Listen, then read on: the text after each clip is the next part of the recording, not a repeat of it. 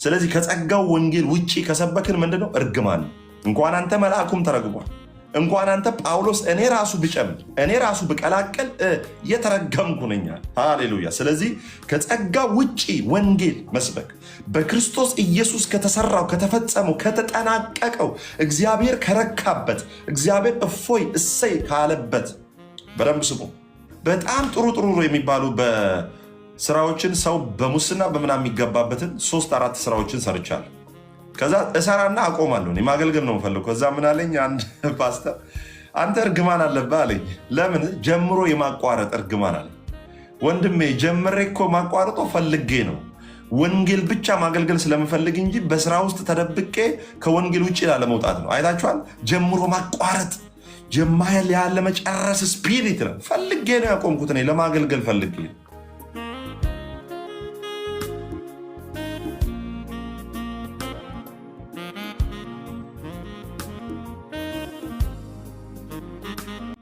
ኢየሱስ ያለ ስብከት፣ በክርስቶስ ኢየሱስ ያለ አገልግሎት፣ በክርስቶስ ኢየሱስ ያለ ሙላት። ያንን ክርስቶስን ስትሰብኩ እግዚአብሔርን የሚያስደስት የእግዚአብሔር ባሪያ ትሆናላችሁ። ለእግዚአብሔር ፍቃድ ስትኖሩ ሰውን ለማስደሰት ለምሳሌ አንድ ቦታ ስብከት ተጠርታችሁ አንድ ቦታ ለስብከት ለምሳሌ ተጠርታችሁ አንዳንድ ሰው ምን ይላል?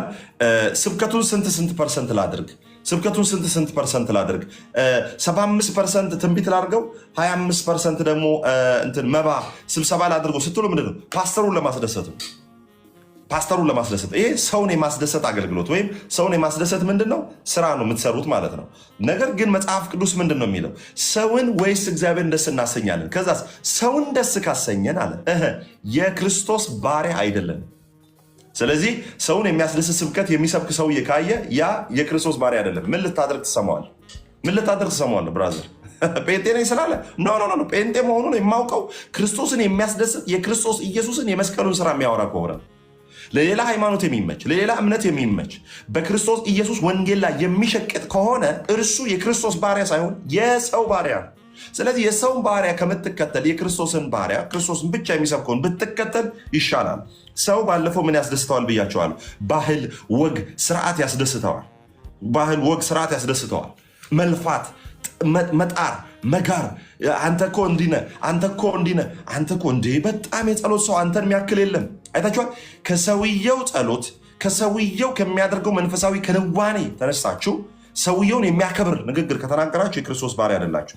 ሁለቱን ነገር አይተናል። ሶስተኛ ከጸጋ ውጪ መስበክ መርገም ስለሆነ የክርስቶስ ኢየሱስን የጸጋውን ወንጌል የምንሰብክበት ብቸኛ ሪዝን የክርስቶስ ኢየሱስን የጸጋውን ወንጌል የምንሰብክበት ሶስተኛው ሪዝን ምን ብያቸዋለሁ? ከጸጋ ውጪ መስበክ እርግማን ስለሆነ መርገም ስለሆነ። ማስረጃ ቅዱስዬ፣ ይሄው ማስረጃ። እርሱ ግን ሌላ ወንጌል አይደለም። ነገር ግን እኛ ብንሆን ወይም ከሰማይ መልአክ ከሰበክንላችሁ፣ የሰበከው ጳውሎስ ምንድን ነው?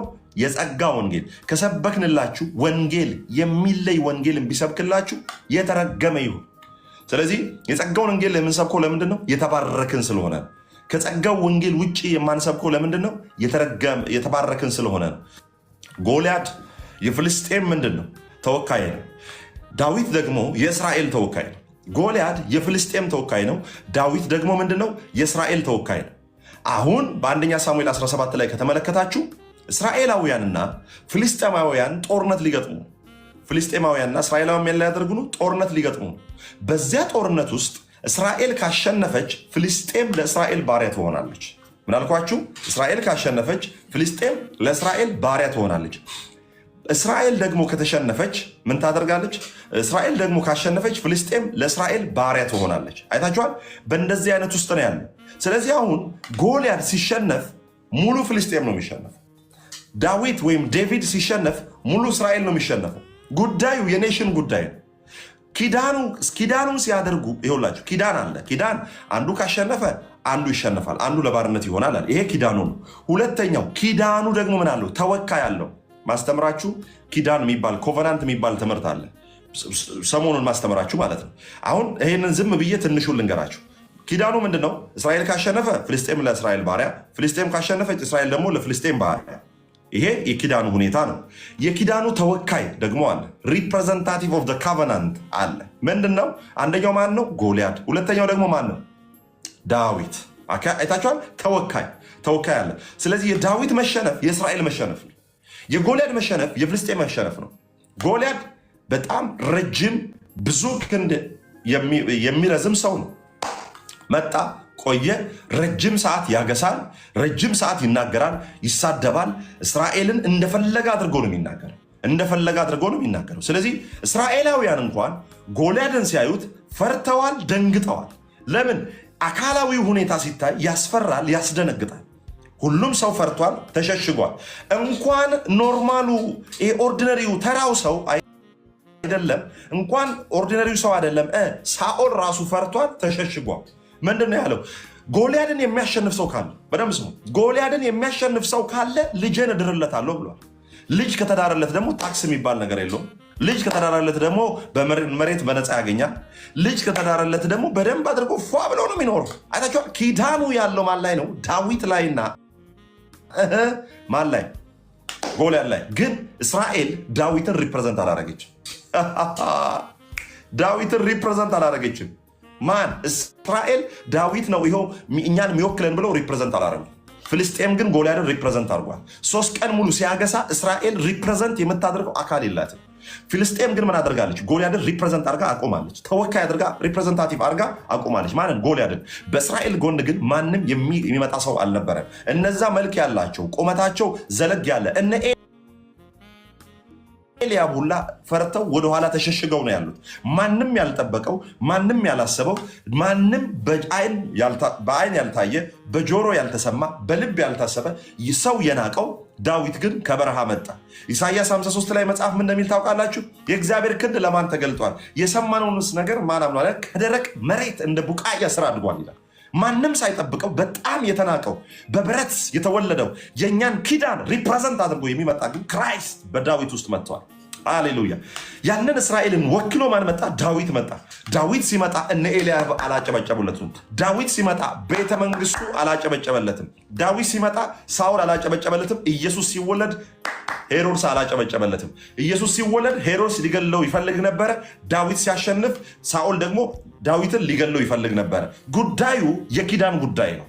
በደምብ ስሙኝ፣ ጉዳዩ የኪዳን ጉዳይ ነው። ልክ ሄደና ማን? ዳዊት መጣ። ሲመጣ እነ ኤልያብ አፌዙበት። ምን አይነት ንቀት ነው? ምን ልሰራ መጣ አሉ። እኔ ምግብ ላደርስላችሁ ነው የመጣሁት። ባይ ዘ ዌይ ኦን ዘ ዌይ መጥቶ ነው ቱ ዘ ዌይ ያደረገው። ጌታ ስሙ የተባረከ ይሁን። ሃሌሉያ። ኦን ዘ ዌይ ነው የመጣው ምግብ ሊያደርስ። ኦን ዘ ዌይ ነው የመጣው ምግብ ሊያደርስ። ግን ጫፉ ላይ ምን አደረገ? ጎልያድን ሰብሮ ጣለው። ኢየሱስ ክርስቶስ ጌታ ነው። ከዛ ዳዊት መጣና ከዛ ምንድን ነው ሲባል እኔ እኮ እስራኤል ላይ ብዙ ሰው ማለት ይሄ ጎልያድ እኮ የሚባለው እየዛተ ነው። አንድም የሚደፍር ሰው ታጣ። አንድም ወደፊት ገስግሶ ሄዶ እስራኤልን ወክሎ ሊፋለም የሚችል ሰው የለም። ሁሉም ሰው ፈርቷል፣ ደንግጧል። ሁሉም ወደኋላ ገብቷል። ነገር ግን ዳዊት እንዲህ አለ፣ እኔ እኮ በዛ በበረሃ እኮ ሳለሁ በጎቼን እኮ ሳግድ እንዴት አድርጌ ከተኩላዎችና ከአንበሶች እንደምታደግ እግዚአብሔር አምላኬ አስተምሮኛል። ከዛስ በኋላ እሺ ሲባል እኔ ገጥመዋለሁ። ኧረ ተው አንተ እንደዚህ የሚባል ነገር እኔ ገጥመዋለሁ፣ ችግር የለውም። ከዛስ ምን አደረገ? ጠጠር ወሰደና ከዛ ምን አደረገ? ኮረጆ ውስጥ አስቀመጠ፣ ወንጭፍ ውስጥ አስቀመጠ። ከዛ በኋላ እንዲህ አለው። ምንድን ነው ያለው? በአምላኬ በተገዳደርከው ኢየሱስ ክርስቶስ ጌታ ነው። ባይዘዌ በጸጋ ነው የሄደበት። ታውቃለህ? በጸጋ ነው የሄደበት። ምን ብሎ ነው በጸጋ የሄደበት? በተገዳደርከው በእስራኤል አምላክ በእግዚአብሔር ስም እመጣብሃለሁ። በማን ስም? በተገዳደርከው በእስራኤል አምላክ ስም እመጣብሃለሁ። አይታችኋል? መጽሐፍ ቅዱስ ሲናገር ይላል ለተቀበሉት ይልና በስሙ ለሚያምኑት ይላል ስልጣንን ሰጣችሁ ይላል። ካንተ ጸሎት አይደለም፣ ካንተ ጾም ጸሎት አይደለም፣ ካንተ ብርታት አይደለም። የምመጣብህ እኔ ባለኝ አቅም አይደለም፣ ጉልበት አይደለም። አቅም እንኳን የለኝም፣ ጉልበትም የለኝም። እንዲህ ነው የሚባል እኔ ደመግቡም አይደለሁ፣ አይነ ግቡ የሆንኩ ሰው አይደለሁ። እኔ ግን ስመጣብህ በራሴ አቅምና ብርታት በራሱ ብርታት እንኳን ለመባል አቅም የለም። በራሱ ብርታት ተብሎ ሜንሽን ለመደረግ ራሱ የሚመች ስብዕና የለውም። ትንሽ ልጅ ነው ዳዊት። ከዛ ሄደ። ምን አደረገ? ከዛ ከሄደ በኋላ በአምላኬ ስም በተገዳደርከው በአምላኬ ስም በእስራኤል በአምላኬ ስም ወደ አንተ እመጣለሁ አለ። ከዛስ በኋላ ምን አደረገው? ወንጭፉን ምን አደረገው? ከዛ ምን አለው? ጎልያድ ግን የተናገረው ነገር አለ። እኔን እንደዚህ ለውሻ ምናምን እንደዚህ አይነት ሰው ከኔ ጋር ልክ በጣም የናቀው እንደ ዶሮ አድርጎ ነው የናቀው። እንደዚህ አይነት ሰው ለእኔ ታመጣላችሁ? እንዴት ብትንቁኝ ነው እኔ ይኸው ለስጋህን ለሰማ አሞሮች ከዛ ደግሞ ለእንትን ምናምን ስጋህን እሰጥሃለሁ ብሎ በጣም ይዝታል። ህግ ይዝታል። ህግ ባይዘው በጣም ነው የሚይዘው። ሰክረሃል፣ የዛሬ 5 ዓመት እንዲሆናል፣ አትችልም፣ አትጸድቅም፣ እንዲሆናል፣ አትችልም ይላል። አይታችኋል። ጎልያድ ህዝብን ሁሉ አስፈራርቶ ጨርሷል። ህግም ህዝብን ሁሉ ከኃጢአት በታች ጥሏል። ጎልያድ የሚያስፈራራው ዳዊት እስኪመጣ ነው። ህግም ህዝብን ሁሉ ከኃጢአት ስር የሚያደርገው ክርስቶስ እስኪገለጥ ድረስ ነው። ጎልያድ በህግ ምክንያት ልክ ጎልያድ በአቅሙ በብርታቱ ምክንያት ማንም ሊወዳደረው እንዳልቻለ፣ ማንም ሊገዳደረው እንዳልቻለ፣ ህግንም ማንም ሊገዳደር አልቻለም። ማንም በህግ ፊት ሊቆም አልቻለም። ሁሉም ህግ ፊት ቀሚስ ለባሽ ነው። ሁሉም በህግ ፊት ሱሪ ወልቋል። ሁሉም በህግ ፊት ሁሉም ኃጢአትን ሰርተዋል። የእግዚአብሔርም ክብር ጎሏቸዋል። አንድ ወንድ ታጣ ህግን የሚፈጽም። ህጉ እያንዳንዱ ዳዊትን ጥሏል። ህጉ ሙሴን ጥሎታል። ህጉ የተለያዩ ሰዎችን ጥሏል። እነ ኢሳያስን ጥሏል። ሁሉንም ህግ ጥሏል። አንድ አቅም ያለው አልተገኘም። አንድ ጉልበት ያለው አልተገኘም። አንድ ግን መጣ። ሰው ሲያጣ ሰው ሆኖ መጥቶ በቀራንዮ ላይ ተሰቅሎ ብቸኛ ህግን ፈጽሞ ድልን አስመዝግቦ የእርሱን ጽድቅ በእኛ አካውንት ውስጥ የእኛን ኃጢአት በራሱ ውስጥ ገድሎ ጨርሶ የተቀበለን ሃሌሉያ ኢየሱስ ክርስቶስ ይባላል። ኢየሱስ ክርስቶስ ጌታ። ሃሌሉያ። ዳዊት ሄደበት። ከዛ ወንጭፏ ምን ውስጥ አናት ውስጥ ገባች፣ ግንባር ውስጥ ገባች። ዳዊት ግን ምን አለ? አንገትን እቆርጠዋለሁ አለ። አንገትን እቆርጠዋለሁ።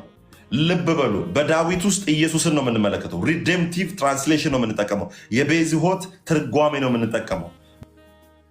እግዚአብሔር ለአዳም የገባው የሴቲቱ ዘር ራስህን ይቀጠቅጣል ተብሎ ተጽፏል። ሐሳቡን ስራውን ይቀጠቅጠዋል። በዳዊት ውስጥ ሆኖ ጎልያድን የጣለው ኢየሱስ ክርስቶስ ነው።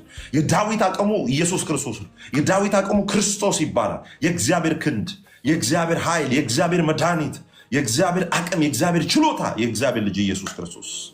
አሌሉያ። ስለዚህ ጎልያድ ምን አንገቱ ተቆረጠ፣ አሸነፈ።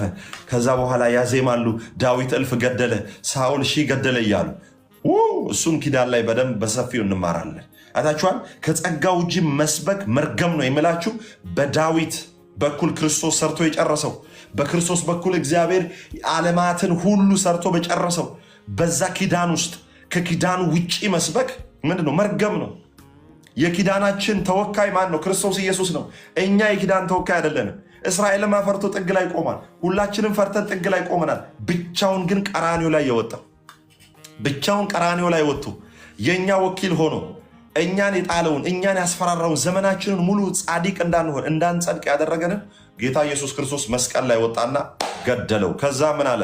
ቴቴለስታ ያለው። ሃሌሉያ። ተፈጸመ አለ። ተፈጸመ ማለት የግሪክ አካውንቲንግ ልሂቃና ምሁራን ባላንስ ሺት ከሰሩ በኋላ የመጨረሻ ባላንስ ሺት ሂሳቡ ተወራርዷል የሚለውን ለመጠቀም ሲያስቀምጡ ምን ይላሉ? ቴቴለስታ ይላሉ። ሂሳብ ተወራርዶ አልቋል። በኤቭሪ ባንኪንግ ሪኮንሲሌሽን፣ ዲፖዚተር፣ ፋይናንሻል ስቴትመንት፣ ኢንካም ስቴትመንት፣ እያንዳንዱ ነገር ኮስት ቤኔፊት አናሊሲስ ሁሉ ነገር ተሰርቶ አልቋል። ሂሳቡ ተወራርዷል። ከዚህ በኋላ የሚወጣ የሚገባ ሂሳብ የለም ሲሉ ምን ብለው የግሪክ አካውንቲንግ ምሁራን ያስቀምጣሉ? ቴቴለስታይ ብሎ ያስቀምጣል። ጌታ ኢየሱስ ክርስቶስን መስቀል ላይ ወጥቶ ያንን ሁሉ ስራ ሰርቶ ጨረሰና ህግን፣ ሰዎችን የሚጥል ልጆችን እኮ የሚጥል ይሄ ነው። ባለፈው ብያቸዋለሁ። ሴት ልጅ ስትወልድ ውበት እያጣች ሳይሆን ውበቷን ለልጇ እየሰጠች ነው ብያቸዋለሁ። ሴት ልጅ ስትወልድ ውበት አታ ሳይሆን ውበቷን ለልጇ ሰታ ነው እንደምንል ጌታ ኢየሱስ ክርስቶስ መስቀል ላይ ሆኖ ፈገግ ይል ነበር። መስቀል ላይ ሆኖ እኔ ለምንድን ነው የሞትኩት አይልም ነበር። መስቀል ላይ ሆኖ ፈገግ ይላል። ለምን? እኔ ሞታቸውን ወስዳለሁ፣ ልጆቼ ግን ህይወቴን ይቀበላሉ። መስቀል ላይ ሆኖ ፈገግ ይላል ጌታ ኢየሱስ። እንዲህ ፈገግ ይልና ከዛሬ በኋላ እኮ ልጆቼ አይሰቃይም። ከዛሬ በኋላ እኮ በደሜ አጸድቃቸዋል። ከዛሬ በኋላ እኮ ልጆችን የሚጥል ህግ እኮ አሁን ተፈጽሟል።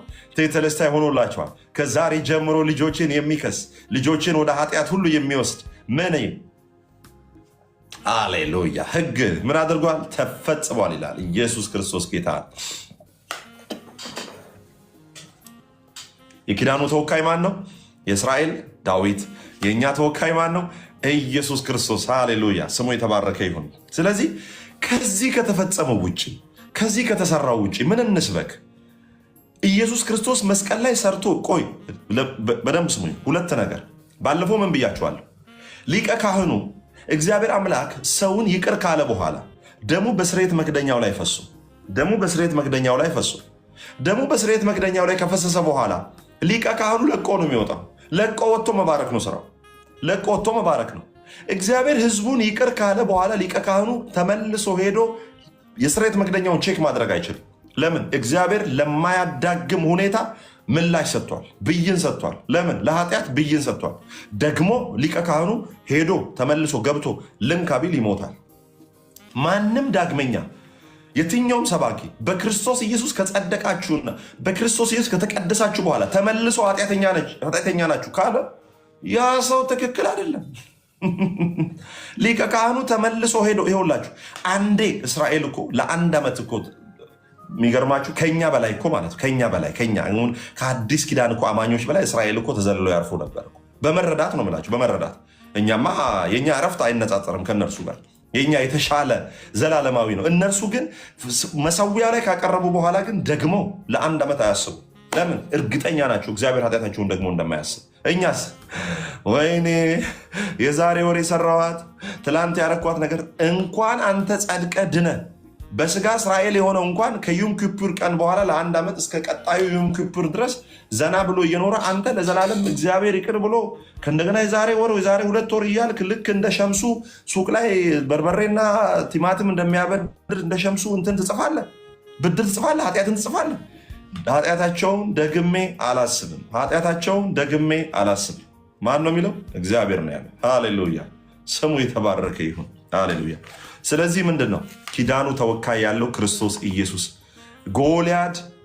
ጎልያድን ዳዊት አንገቱን ከቆረጠው በኋላ ሄጄ ልደብድበው ብትል ምን ታመጣ? ምንም አታመጣ። ምንም አታመጣ። አንዳንድ ሰው እኮ እንደዛ ነው። ኢየሱስ ክርስቶስ ሰርቶ ከጨረሰ በኋላ እኔ እንዲህ አድርጌ ነው እኔ ፈጽሜ ነው። ጎልያድን ዳዊት ራሱ ከጣለውና አንገቱን ከቆረጠው በኋላ በድኑን ሄደ ጥንባንሳ ነው የሚያነሳው እንጂ በድኑን አንተ ሄደ እንትን ብትል እኔ እኮ ነኝ ጎልያድ እኮ አውራ ጣቱን እኮ አልኩ ትላለህ። የጎልያድን አውራ ጣት ትንሿን ጣት እኮ በቦክስ አልኩ ምናምን ትላለህ።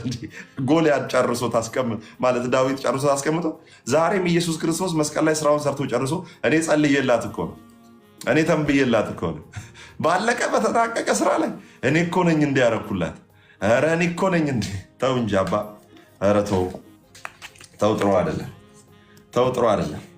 ኢየሱስ ክርስቶስ ጌታ ነው። ምንም ክሬዲት ለመውሰድ እንዳትሞክሩ። በሰው ጉዳይ ላይ ምንም ክሬዲት አትውሰዱ። እግዚአብሔር ብቻ ይውሰድ ክሬዲቱ።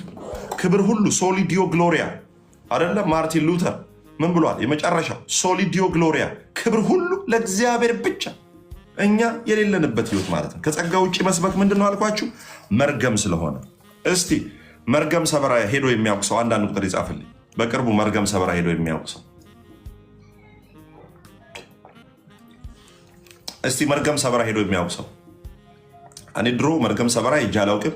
ብሎኬት ሰበራ ግን ቴኳንዶ ምናምን ስንማር ገና ልጆች እያለን ዝም ብለን ብሎኬት ሰበራ ምናምን እንሄድ ነበረ። እስቲ መርገም ሰበራ ይሄደ አንዳንድ ቁጥር። ኢትስ ኦኬ፣ ምንም ችግር የለውም። ዊል ነቨር ጊቭ አፕ። ጌታ ይባርክሽ ስለ ሀቀኝነትሽ። አለ አይጠፋም። መርገም ሰበራ ይሄደ እስቲ። ኧረ አትዋሽ፣ እያንዳንድሽ አትዋሽ፣ ጌታን አትዋሽ፣ ኮሜንት ላይ አትዋሽ። አይጠፋም። መርገም ሰበራ ይሄደ። ያው 2 3 ጌታ ይባርካችሁ። ኢየሱስ ክርስቶስ ጌታ። እሰይ መርገም ሰበራ ይሄዳችሁ። እሺ ምን ማለት ነው? ጌታ ይባርክሽ። አንቺ ብፁዕ ነሽ አለማወቅሽ ራሱ። የመርገም ሰበራ ኮንፈረንስ ይሄደ። የመርገም ሰበራ ኮንፈረንስ እንዮ ገና 1000 ካልሞላ አትችልም። እንዮ በጣም ገና 900 ፎሎወር ያስፈልግሃል። ለዛ ነው 900 ፎሎወር ያስፈልግሃል። በኋላ መጨረሻ ላስገባህና ዛሬም ፎሎ እንዲያደርጉ አደርጋለሁ። እሺ እነዚህ ሁሉ መርገም ሰበራ ሄዱ ናቸው ወዳጆች። ገስት ላይም ያሉ የእኛ ወዳጆች ከግሬስ ትምህርት በፊት የሄዱም ሊኖሩ ይችላሉ። አውቀው ግን ፈርተዋል። አልሄዳችሁም? እሺ ኤኒዌይስ ችግር የለውም። በፊት ሄዳቸው። የመርገም ሰበራ ኮንፈረንስ ሄዳቸው። ኤኒዌይስ እርግማን አለብኝ ብሎ መርገም ለማሰበር መሄድ በራሱ እርግማን እንደሆነ ታውቃላችሁ። እርግማን አለብኝ ብሎ አምኖ መርገም ለማሰበር መሄድ በራሱ በአዲስ ኪዳን እርግማን ነው። እሺ በሌላ ነገር ልንገራችሁ እርግማን አለብኝ ብሎ ማመን በራሱ እርግማን ነው። ሜዲን ዩ በራሳችሁ የተሰራ ማለት ነው እርግማን። ወዴት ነው የሚካሄደው? ኧረ እነዚህ ዛሬ በጣም ብዙ ብፁዕ ሰው ነው ያለው። እርግማን እንዴ መርገም ሰበራ ኮንፈረንስ ምናምን የተባለ ኮንፈረንስ ነው። ቸርቾች ላይ ምናምን የሄዳችሁ መርገም ሰበራ ኮንፈረንስ because of the heavy anointing the yoke shall be broken ምናምን ተብሎ ማለት ነው። the heavy anointing that breaks every yoke is the blood of Jesus. hallelujah. nothing የትልቁ ቅባት አንዳንድ ሰው በጌታ በኢየሱስ ክርስቶስም ከተቀባ በኋላ ደብል ፖርሽን አኖይንቲንግ ይላል። ምን ማለት እንደሆነ ታውቃል? አንዱ ኢየሱስ አይበቃኝም ኢየሱስን መተው አድርግልኝ እያለ አንዱ ኢየሱስ ይበቃኛል አባቴ ተቀብቻለሁ። ደብል ፖርሽን አኖይንቲንግ። ሁለት ኢየሱስ ትፈልጋለህ? እሺ ጌታ ይባረክ። ስለዚህ እርግማን አለብኝ ብሎ ማመን በራሱ እርግማን አለብኝ ብሎ ማመን እርግማን። ያ ማለት ለእናንተ ነው እርግማን። በቃ እርግማን አለብኝ ብላችሁ ምን ታደርጋላችሁ? ታስባላችሁ። ኦኬ we have to break generational curse። አንተ ጀነሬሽናል ከርስ ከሰበርክ እኔ ሞቻለሁ። አንተ ጀነሬሽናል ከርስ ከሰበርክ እኔ ሞቻለሁ። የጌታ ኢየሱስ ክርስቶስ ስራ ሙሉ አይደለም ማለት ነው። ኢየሱስ ብቻ የሚሰራውን ስራ እኔ ጀነሬሽናል ከርስ ሰብራለሁ ካልክ ይሄ በጣም የሚያስቅ አስቂኝ ጉዳይ ነው። ጀነሬሽናል ከርስ የሚሰበረው በልጁ በክርስቶስ ኢየሱስ በማመን ብቻ ነው። አንዳንድ ሰው እርግማን አለብኝ ብሎ የሚያምነው ልንገራችሁ፣ እርግማን አለብኝ ብሎ የሚያምነው ለምሳሌ ስራ አይሰራም፣ ቤት ቁጭ ብሎ ነው ገንዘብ የሚጠብቀው። ከዛ በኋላ 4 ቸርች ይሄዳል። ምን ብሎ? እርግማን ይሰበር ብሎ ማለት ነው። ችግሩ ምንድን ነው? አሁን ድህነት ውስጥ ነኝ እኔ፣ በቃ ምንም ሊሳካልኝ አልቻለም። ሰውየው ግን ምን አያደርግም? ስራ አይሰራም። አሁን የእርግማን ሰበራ ሳይሆን የስራ ፈጠራ ነው የሚያስፈልግ። ጥቃቅንና አነስተኛ የስራ ፈጠራ ነው የሚያስፈልግ። ሄደ ስራ መስራት እንጂ ብታሰብር ያንተን እየሰበረ ከአንተ ይወስዳል ሰውየው። ስለዚህ ሄደ ስራ የመስራት ጉዳይ እንጂ የምታሰብረው ነገር የለም። ለምሳሌ ሚስት ባል ሳታገቢ 40 ዓመት ሆነሽ ችግርሽ ምንድን ነው? 30 ወንድ መርጠሻል። ይሄ አይሆንም፣ ይሄ ይሆናል፣ ይሄ አይሆንም፣ ይሄ ይሆናል እያልሽ ነው የቆየሽው። ምንድን ነው ከዚህ ጋር የሚያገናኘው? ለምንድን ነው እግዚአብሔር የሰጠሽን አግብተሽ ማታርፊው? እርግማን አለብኝ እያልሽ እየዞርሽ ሁማኔሪሽ ላይ ኖርማሉም ፀጉርሽ ላይ ዘይት እያስደፋሽ ዘመንሽን ሁሉ የምትኖሪው ለምንድን ነው የምትኖሪው? እህቴ ለምንድን ነው የአዙሪት ህይወት ውስጥ የምትኖሩት? ይኸውላችሁ 3 እርግማን አለ። አንደኛው የአዳም እርግማን አይደለም። ከአዳም በመወለድ ብቻ መጽሐፍ ቅዱስም ሮሜ 6 ላይ ሲናገር ነው ከአዳም በመወለዳችን ብቻ የምናገኘው ምን እርግማን። በኢየሱስ በመወለድ ደግሞ ይሄ ምን ሆኗል? ተሽሯል። በአንዱ በአዳም ኃጢአት ገባይልና በአንዱ በክርስቶስ ኢየሱስ ግን ምን ሆነ? ህይወትን ተካፈል ይላል አይደለ? ይሄ እርግማን በማን ወጣ? ከክርስቶስ ኢየሱስ ስንወለድ። ሁለተኛው የህግ እርግማን። እኛ የህግ እርግማን የለብን። አህዛብ የህግ እርግማን ኖሮበት አያውቅም። ገላትያ 3:13 በእንጨት የሚሰቀል የተረገመ ነው ተብሎ ተጽፏልና ክርስቶስ ከህግ እርግማን። ህግ የተሰጠው ለማን ነው? ለእስራኤል አይደለ? ህግን ባለመጠበቅ የሚጠየቀው ማን ነው? እስራኤል። ህግን ባለመጠበቅ የሚጠየቀው እስራኤል ከሆነ የህግ እርግማን የተሰበረው ለእስራኤል፣ ከኛ የተሰበረው የአዳም እርግማን። አንዳንድ ሰው ከህግ እርግማን ጌታ ዋጀኝ። የትኛው የተሰጠ ህግ? ጳውሎስ እኮ እስራኤልን ሲናገር እንዲህ ይላል፣ ለአባቶቻችን ተናግሮ ለአብርሃም፣ ለይስሐቅ፣ ለያዕቆብ ምናምን ይልና እኛን በኃጢአታችሁ ሙታን ነበራችሁ ይላል። አባት የላችሁም፣ ኪዳን የላችሁም፣ ምንም የላችሁም። እናንተ እንደውም ክርስቶስ ኢየሱስ ሲሞት በክርስቶስ ኢየሱስ ምን የሆናችሁት? ወደ በአብርሃም በረከት የገባችሁት። ምን እያልኳችሁን? የህግ እርግማን እስራኤላዊ ነው ያለበት። ምን የሚባል አትግደል ብሎ ከገደለ እስራኤል ይሞታል። አሕዛብ ቢገድል ይሞታል? አይሞትም። አሕዛብ የለውም፣ ህግ አልተቀበለም። ህግ የተቀበለው እስራኤል ዘጸአት 24 ላይ እስራኤል ብቻ። ሮሜ ምዕራፍ 9 የኪዳንም መሰጠት የህግም ስርዓት አባቶችም ኪዳንም የተስፋውም ቃላት ለእነርሱ ናቸውና ለማን ነው የተሰጠው? ለእስራኤል ነው የተሰጠው። እኛን ከአዳም እርግማን ዋጀን፣ እነርሱን ከአዳምም ከህግም እርግማን ዋጃቸው። ህግ ለእኛ አልተሰጠም። ሮሜ 7 ላይ ጳውሎስ ሲናገር ይላል፣ ወንድሞች ሆይ ህግን ለሚያውቁ እናገራለሁ። ህግን የሚያውቁት ማን ናቸው? በስጋ እስራኤላውያን የሆኑ። ኦኬ። እኛ ደግሞ ምንድን ነው ያለብን? ከአዳም እርግማን ነው ያለብን። ህግ አልተቀበልንም። ህግን ስትጠብቅም አልኖርክም። ህግ አልተሰጠም። ህግንም በመጠበቅ አልኖርክም። የመቅደስ ስርዓት የነበረው ውስጥ የለም። የዛሬ 2000 ዓመት የመቅደስ ስርዓት የነበረው አሕዛብ የለም። የመንጻት ስርዓት እያደረገ ያለ አሕዛብ እስቲ ንገሩ፣ የለም። ዮም ኪፑር እያከበረ የነበረ አሕዛብ እስቲ የለም። የህግ እርግማን ማን ላይ ነበር የሚሰራው? እነርሱ ላይ ነበር የሚሰራው። ያንን የህግ እርግማን ህግን ባለመፈጸም ይቀጡ የነበሩትን ኢየሱስ ሞተና የህግ ፍጻሜ ሆነ። ከዛስ ህጉ እኛ ላይም እንዳይቀጥል አደረገው ማለት ነው። ኢየሱስ ክርስቶስ ጌታ ነው። ሃሌሉያ። ስለዚህ ኢየሱስ ክርስቶስ እኛ ላይ ምን አይነት ነገር እንዳይቀጥል አደረገ? በህግ መጽደቅ እንዳይኖር እርግማኑን አንድ ላይ አጠቃላይ ሆኖ አስወግዶታል። ጌታ ኢየሱስ የተባረከ ይሁን። ስለዚህ የአዳም እርግማንም የህግ እርግማንን አየን። ሶስተኛው ሜዲን ቻይና እንደሚባለው ሜዲን ኢትዮጵያ የሆነ እርግማን አለብኝ የሚል የሀገር በቀል ትምህርት ወይም በሀገራችሁ ምርት ኩሩ ተብሎ እንደተነገረ እርግማን አለብኝ ብሎ ማመን ራሱ እርግማን ነው። እርግማን የለብህም፣ እርግማን የለብህም አባ፣ እርግማን የለብህም። እኔ ብዙ ጊዜ ስራ ጀምርና አቆማለሁ። እረፍት በቃ የለኝም። በቃ ሌሊት ላይ ልሞት ነው የምደርሰው ሳላገለግል እላለሁ እና በቃ ስራው ከሰኞ እስከ እሁድ ነው። ቸርች እንድመጣ ራሱ አያደርግም። ስራው 24 ሰዓት ነው ስራው ማለት ነው። ስለዚህ አልቻልኩም። ስለዚህ እኔ ደግሞ ጌታን ማገልገል ነው የምፈልገው አልኩኝ። ኦኬ። ከዛ በኋላ ስራውን ትቼ ወደ አገልግሎቴ ውስጥ ገባሁ። ፉል ታይመር ሆንኩኝ። ይሄንን ወሰደና ምን አለ? 1 ሳምንት ጾም ጸሎት ግባ፣ እርግማን እንዲሰበር አለኝ። የምን እርግማን አልኩት። ያለመጨረስ እርግማን። እኔ እኮ እምቢ ብዬ እኮ ነው የሆነ ከኔ አቅም በላይ ሆኖ የሆነ ስፒሪት ምናምን ሰርቶ በማላውቀው ሁኔታ ነገሮች ቢበላሹ እሺ፣ እኔ እምቢ ብዬ የስራ መልቀቂያ አስገብቼ ወንጌል ነው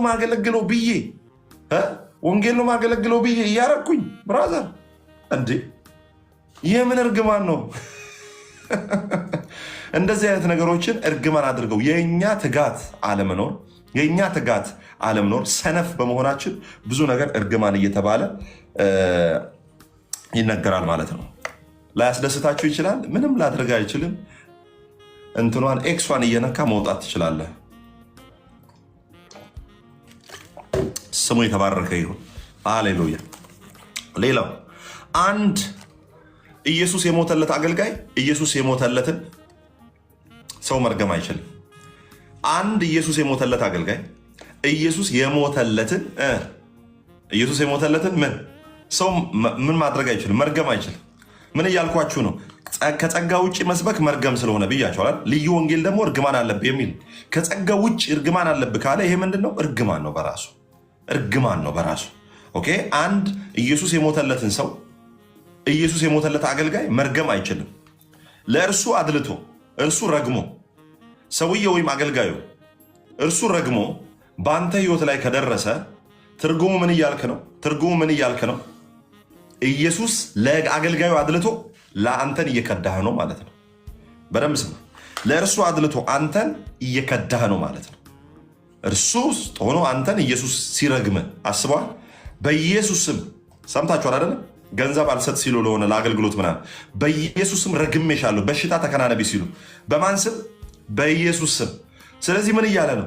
ኢየሱስ በሱ ውስጥ ሆኖ ሲረግም በኢየሱስ ስም። የጌታ ኢየሱስ ክርስቶስ ስም ለምንድን ነው መጽሐፍ ቅዱስ የሚለው? ለማዳን አይደለ? የወንጌል ኃይል ምንድነው? ለማዳን አይደለ? በስም ውስጥ ሆኖ በኢየሱስ ስም ረገምኩሽ። ስኳር ያዝሽ። አይ ድንገት ስኳር ፋብሪካ ለስራ ልትገቢ ትቻለሽ እንጂ ሚይዝሽ ስኳር የለም። ጌታ የተባረከ ይሁን። ስለዚህ ለሆነ ሰው አድልቶ በአንተ ህይወት ላይ የሚሰራ እንደዚህ አይነት ነገር የለም። ኢየሱስ ክርስቶስ ጌታ ነው። አሁን እኔ ነግሬ ካልገባ ጌታ በእግዚአብሔር በጌታ በኢየሱስ ክርስቶስ የተነገረ ሰውዬ በመላእክትም ቢነገር መስተካከል። ሐዋርያት ሥራ 15 ላይ እንሂድ። በማስረጃ ሐዋርያት ሥራ ምዕራፍ 15 ኢየሱስ ክርስቶስ ጌታ ነው። በደንብ ስሙ። አሁን ሐዋርያት ሥራ 15 ላይ ወደ ሐዋርያት ህግን ይዘው የመጡ ሰዎች አሉ። ልዩ ወንጌል የሚሰብኩ እርግማን ይዘው የመጡ ሰዎች ማለት ነው። ምን ብለው ነው የሚሰብኩት? የኢየሩሳሌም ቤተክርስቲያን ማን ነው የሚመራት? ያዕቆብ፣ የማርያም የስጋ ልጅ። ማርያም ከወለደችው ልጆች መካከል አንዱ የሆነው የጌታ የኢየሱስ ክርስቶስ የስጋ ወንድም ያዕቆብ። ያዕቆብማ መጀመሪያ ያኛው ሞቷል። ኦኬ። ይሄ ያዕቆብ በስጋ የኢየሱስ ክርስቶስ ምን ወንድም። ማንን? የትኛውን ቤተክርስቲያን ይመራ? የኢየሩሳሌም ቤተክርስቲያን። የአሕዛብ ቤተክርስቲያን የትኛዋ ናት? አንጾኪያ። የአንጾኪያን ቤተክርስቲያን እነ በርናባስ እነ ጳውሎስ የመሰረቷት ማለት ነው። ያዕቆብ ደግሞ በጣም ካሪዝማቲክ ነው። በጣም የሚፈራ ሰው ነው። በጣም ከባድ ሰው። በደንብ ስሙ። አሁን 10 ላይ ልዩ ወንጌል የሚሰብኩ ሰዎች አሉ። ባይዘው ያዕቆብ የሚመራበት ቤተክርስቲያን ውስጥ ጴጥሮስ ተገልጋይ ነው፣ አገልጋይ ነው። እንዴት ሆኖ እኔ ዋናው እያሉ ምናምን አላለ። ሜምበር ነው ጴጥሮስ። ጌታ ይባረክ። እሺ አንዳንዴም ያው ለታናናሾች መገዛት ሊኖር ይችላል ማለት ነው። ጌታ ይባረክ። አውቄ ላስራችሁን ስቀልን ነው። እሺ ሐዋርያት ሥራ ምዕራፍ 15 ቁጥር 10 እንግዲህ አባቶቻችንና ምን አለ? እንግዲህ አባቶቻችንና እኛ ልንሸከመው ያልቻልነውን ቀንበር ቀንበር በደቀ መዛሙርት ጫንቃ ላይ በመጫን እግዚአብሔርን አሁን ስለምን ትፈታተኑታላችሁ? እግዚአብሔርን አሁን ስለምን ትፈታተናላችሁ? ምን አሉ? በደንብ ስማ። የእስራኤል ህዝብ አልችልም እያለ ነው። የእስራኤል ህዝብ አልችልም እያለ ነው። የኢትዮጵያ ህዝብ ደግሞ ምን አለ? እችላለሁ እያለ ነው። ያዕቆብ ግን ምን እንደሚል ስሙ። አባቶቻችንና እኛ ልንሸከሙ ያልቻልነውን ቀንበር፣ ምን ህግ፣ ልዩ ወንጌል። ኢትዮጵያ ደግሞ እንችላለን እያለች ነው። በስራ ነው መጸድቀው እያሉ ነው። እስራኤላውያን ደግሞ ምን እያሉ ነው? እንኳን እኛ አባቶቻችን እንኳን ሊሸከሙት ያልቻሉት። ከዛስ ቀንበር በደቀ መዛሙርት ጫንቃ ላይ በመጫን እግዚአብሔርን አሁን ስለምን ትፈታተናላችሁ? ነገር ግን በጌታ በኢየሱስ ክርስቶስ ጸጋ እንደ እነርሱ ደግሞ እንድን ዘንድ እናምናለን። ምን ማለት እንደሆነ ስሙ። ከባድ ፋውል በኋላ ነግራችኋለሁ። ጴጥሮስ የሰራው ፋውል አለ። በርናባስም የሰራው ፋውል አለ። 4ኛው ላይ ነግራችኋለሁ። አሁን ምን አድርገው ነው እዚህ ጋር ያደረጉት? ምን ተፈጥሮ ነው እንደዚህ አይነት የማስጠንቀቂያ ቃል የተናገረ ያለው ያዕቆብ? መገረዝ አለባችሁ ሲሏቸው መገረዝ አለባችሁ። ምንድን ነው? ኢየሱስ ሲደመር መገረዝ ነው ደህንነት። ስለዚህ ጂሰስ ፕላስ መገረዝ ምንድን ነው? ደህንነት የሚያመጣው ልዩ ወንጌል እየሰበኩ ነው። ልዩ ወንጌል ሲሰብኩ ከዛ ምን አላቸው? ነገር ግን በጌታ በኢየሱስ ክርስቶስ ጸጋ እንደነርሱ ደግሞ እንድንድን ዘንድ እናምናለን። ምን እያለው ነው? አሕዛብን መገረዝ አለባችሁ እያሉ፣ ካልተገረዛችሁ አትድኑ፣ ካልተገረዛችሁ አትጸድቁም ብሎ እየነገሯቸው። ከዛ ምን አለ ጳውሎስ ማለት ደግሞ ያዕቆብ ምን አለ? ነገር ግን በጌታ በኢየሱስ ክርስቶስ ጸጋ ማንን? አሕዛብን ጸጋ እንደ እነርሱ ደግሞ እንድንድን ዘንድ እናምናለን። እኛ ራሳችን የምንድነው? እንደ እነርሱ በእግዚአብሔር ጸጋ ነው። በልዩ ወንጌል አይደለም፣ በመገረዝ ምናምን ጉዳይ አይደለም። እንደ እነርሱ በእግዚአብሔር ጸጋ ነው። ምንድነው? ሶላ ግራሺያ ነው። ምንድነው? በጸጋ ብቻ ነው። ምንድነው? አይታል። ከጸጋ ውጪ መስበክ ምንድነው? እርግማን ነው። ያዕቆብ ራሱ ምን አላችሁ? አባቶቻችንን እኛ ልንሸከመው ያልቻልነው ቀንበር። ልዩ ወንጌል ማለት ቀንበር ማለት ነው። ህግ ማለት ቀንበር ማለት ነው። ከዛ በደቀ መዛሙርት ጫንቃ ላይ በመጫን እግዚአብሔርን አሁን ስለምን ትፈታተናላችሁ? ከጸጋ ውጪ መስበክ እግዚአብሔርን መፈታተን ነው። ከጸጋ ወንጌል ውጪ መስበክ እግዚአብሔርን መፈታተን ነው። ኢየሱስ ክርስቶስ ጌታ። ምን ማለት ነው መፈታተን ማለት? በክርስቶስ ኢየሱስ ሰርቶ ከጨረሰ በኋላ እግዚአብሔር የረካበት ነገር ላይ አይ እግዚአብሔር ረክቷል፣ አይ መጨመር አለብኝ ስትል፣ እግዚአብሔር ረክቷል ጨርሷል ሲባል ኖ እግዚአብሔርማ መጨመር አለብኝ ስትል እየተፈታተንከው ነው። እሱ ሰርቶ በጨረሰው ደስ ባለው ጉዳይ ላይ ስትጨምር እየተፈታተንከው ነው። ከዛ እንዲህ ይላል፣ ህዝቡም ሁሉ ዝም አሉ። በርናባስና ጳውሎስም እግዚአብሔር በእጃቸው በአሕዛብ መካከል ያደረገውን ምልክትና ድንቅ ሁሉ ሲተርኩላቸው ይሰሙ ነበር። ከዛ እርሱም ዝም ካሉ በኋላ ያዕቆብ እንዲህ ብሎ መለሰ፣ ወንድሞች ሆይ ስሙኝ፣ አሕዛብ መዳን ሆኖላቸዋል። እግዚአብሔር ለስሙ የሚሆንን ወገን ከአሕዛብ ይወስድ ዘንድ አስቀድሞ እንዴት እንደጎበኘ ስምዖን ተርኳል፣ ጴጥሮስ ተርኳል። እሺ ከዚህም ጋር ከነቢያት ቃል ጋር ይስማማል። ዋው ዲስ ኢዝ በቃ ቢብሊካል ቲቺንግ። ከእግዚአብሔር ቃል ጋር ከነቢያት ቃል ጋር ይስማማል። ለምን? በነቢያትና በሐዋርያት መሰረት ላይ ስለታነጽን ማለት ነው። ምን ይላል የነቢያቱ ቃል? ከዚህ በኋላ የቀሩት ሰዎችና በስሜ የተጠሩት አሕዛብ ሁሉ ጌታን ይፈልጉ ዘንድ እመለሳለሁ። ስለ አሕዛብ የወደቀችውንም የዳዊትን ድንኳን እንደገና እሰራታለሁ። የዳዊት ድንኳን ምንድን ነው? አሕዛብም የሚገባበት ነው። የእግዚአብሔር የተስፋ ቃል የሚፈጸምበት ለዘላለም እግዚአብሔር በክርስቶስ ኢየሱስ ሰማይቷን ድንኳን የሚዘረጋበት ማለት ነው። ፍራሿንም እንደገና እሰራታለሁ እንደገናም አቆማታለሁ ይላል። ይህን የሚያደርግ ጌታ ከጥንት ጀምሮ ስራ ሁሉ በእግዚአብሔር ዘንድ የታወቀ ነው ይላል። ሃሌሉያ! ኢየሱስ ክርስቶስ ጌታ ነው። ስለዚህ ምን እያለ ነው? ከጸጋም ውጭ መስበክ እርግማን ነው፣ እግዚአብሔርን መፈታተን ነው። እግዚአብሔር ሰርቶ ከጨረሰው ውጭ ማለት ነው። ኢየሱስ ክርስቶስ ጌታ ነው። ሃሌሉያ ሃሌሉያ፣ ስሙ ይባረክ። ዋው ሃሌሉያ። እሺ አራተኛ የጸጋ ወንጌል የትዕቢት ሁሉ ማርከሻ ስለሆነ፣ የትምክት ሁሉ ማርከሻ ስለሆነ የጸጋን ወንጌል ለምን እንሰብካለን? አራተኛ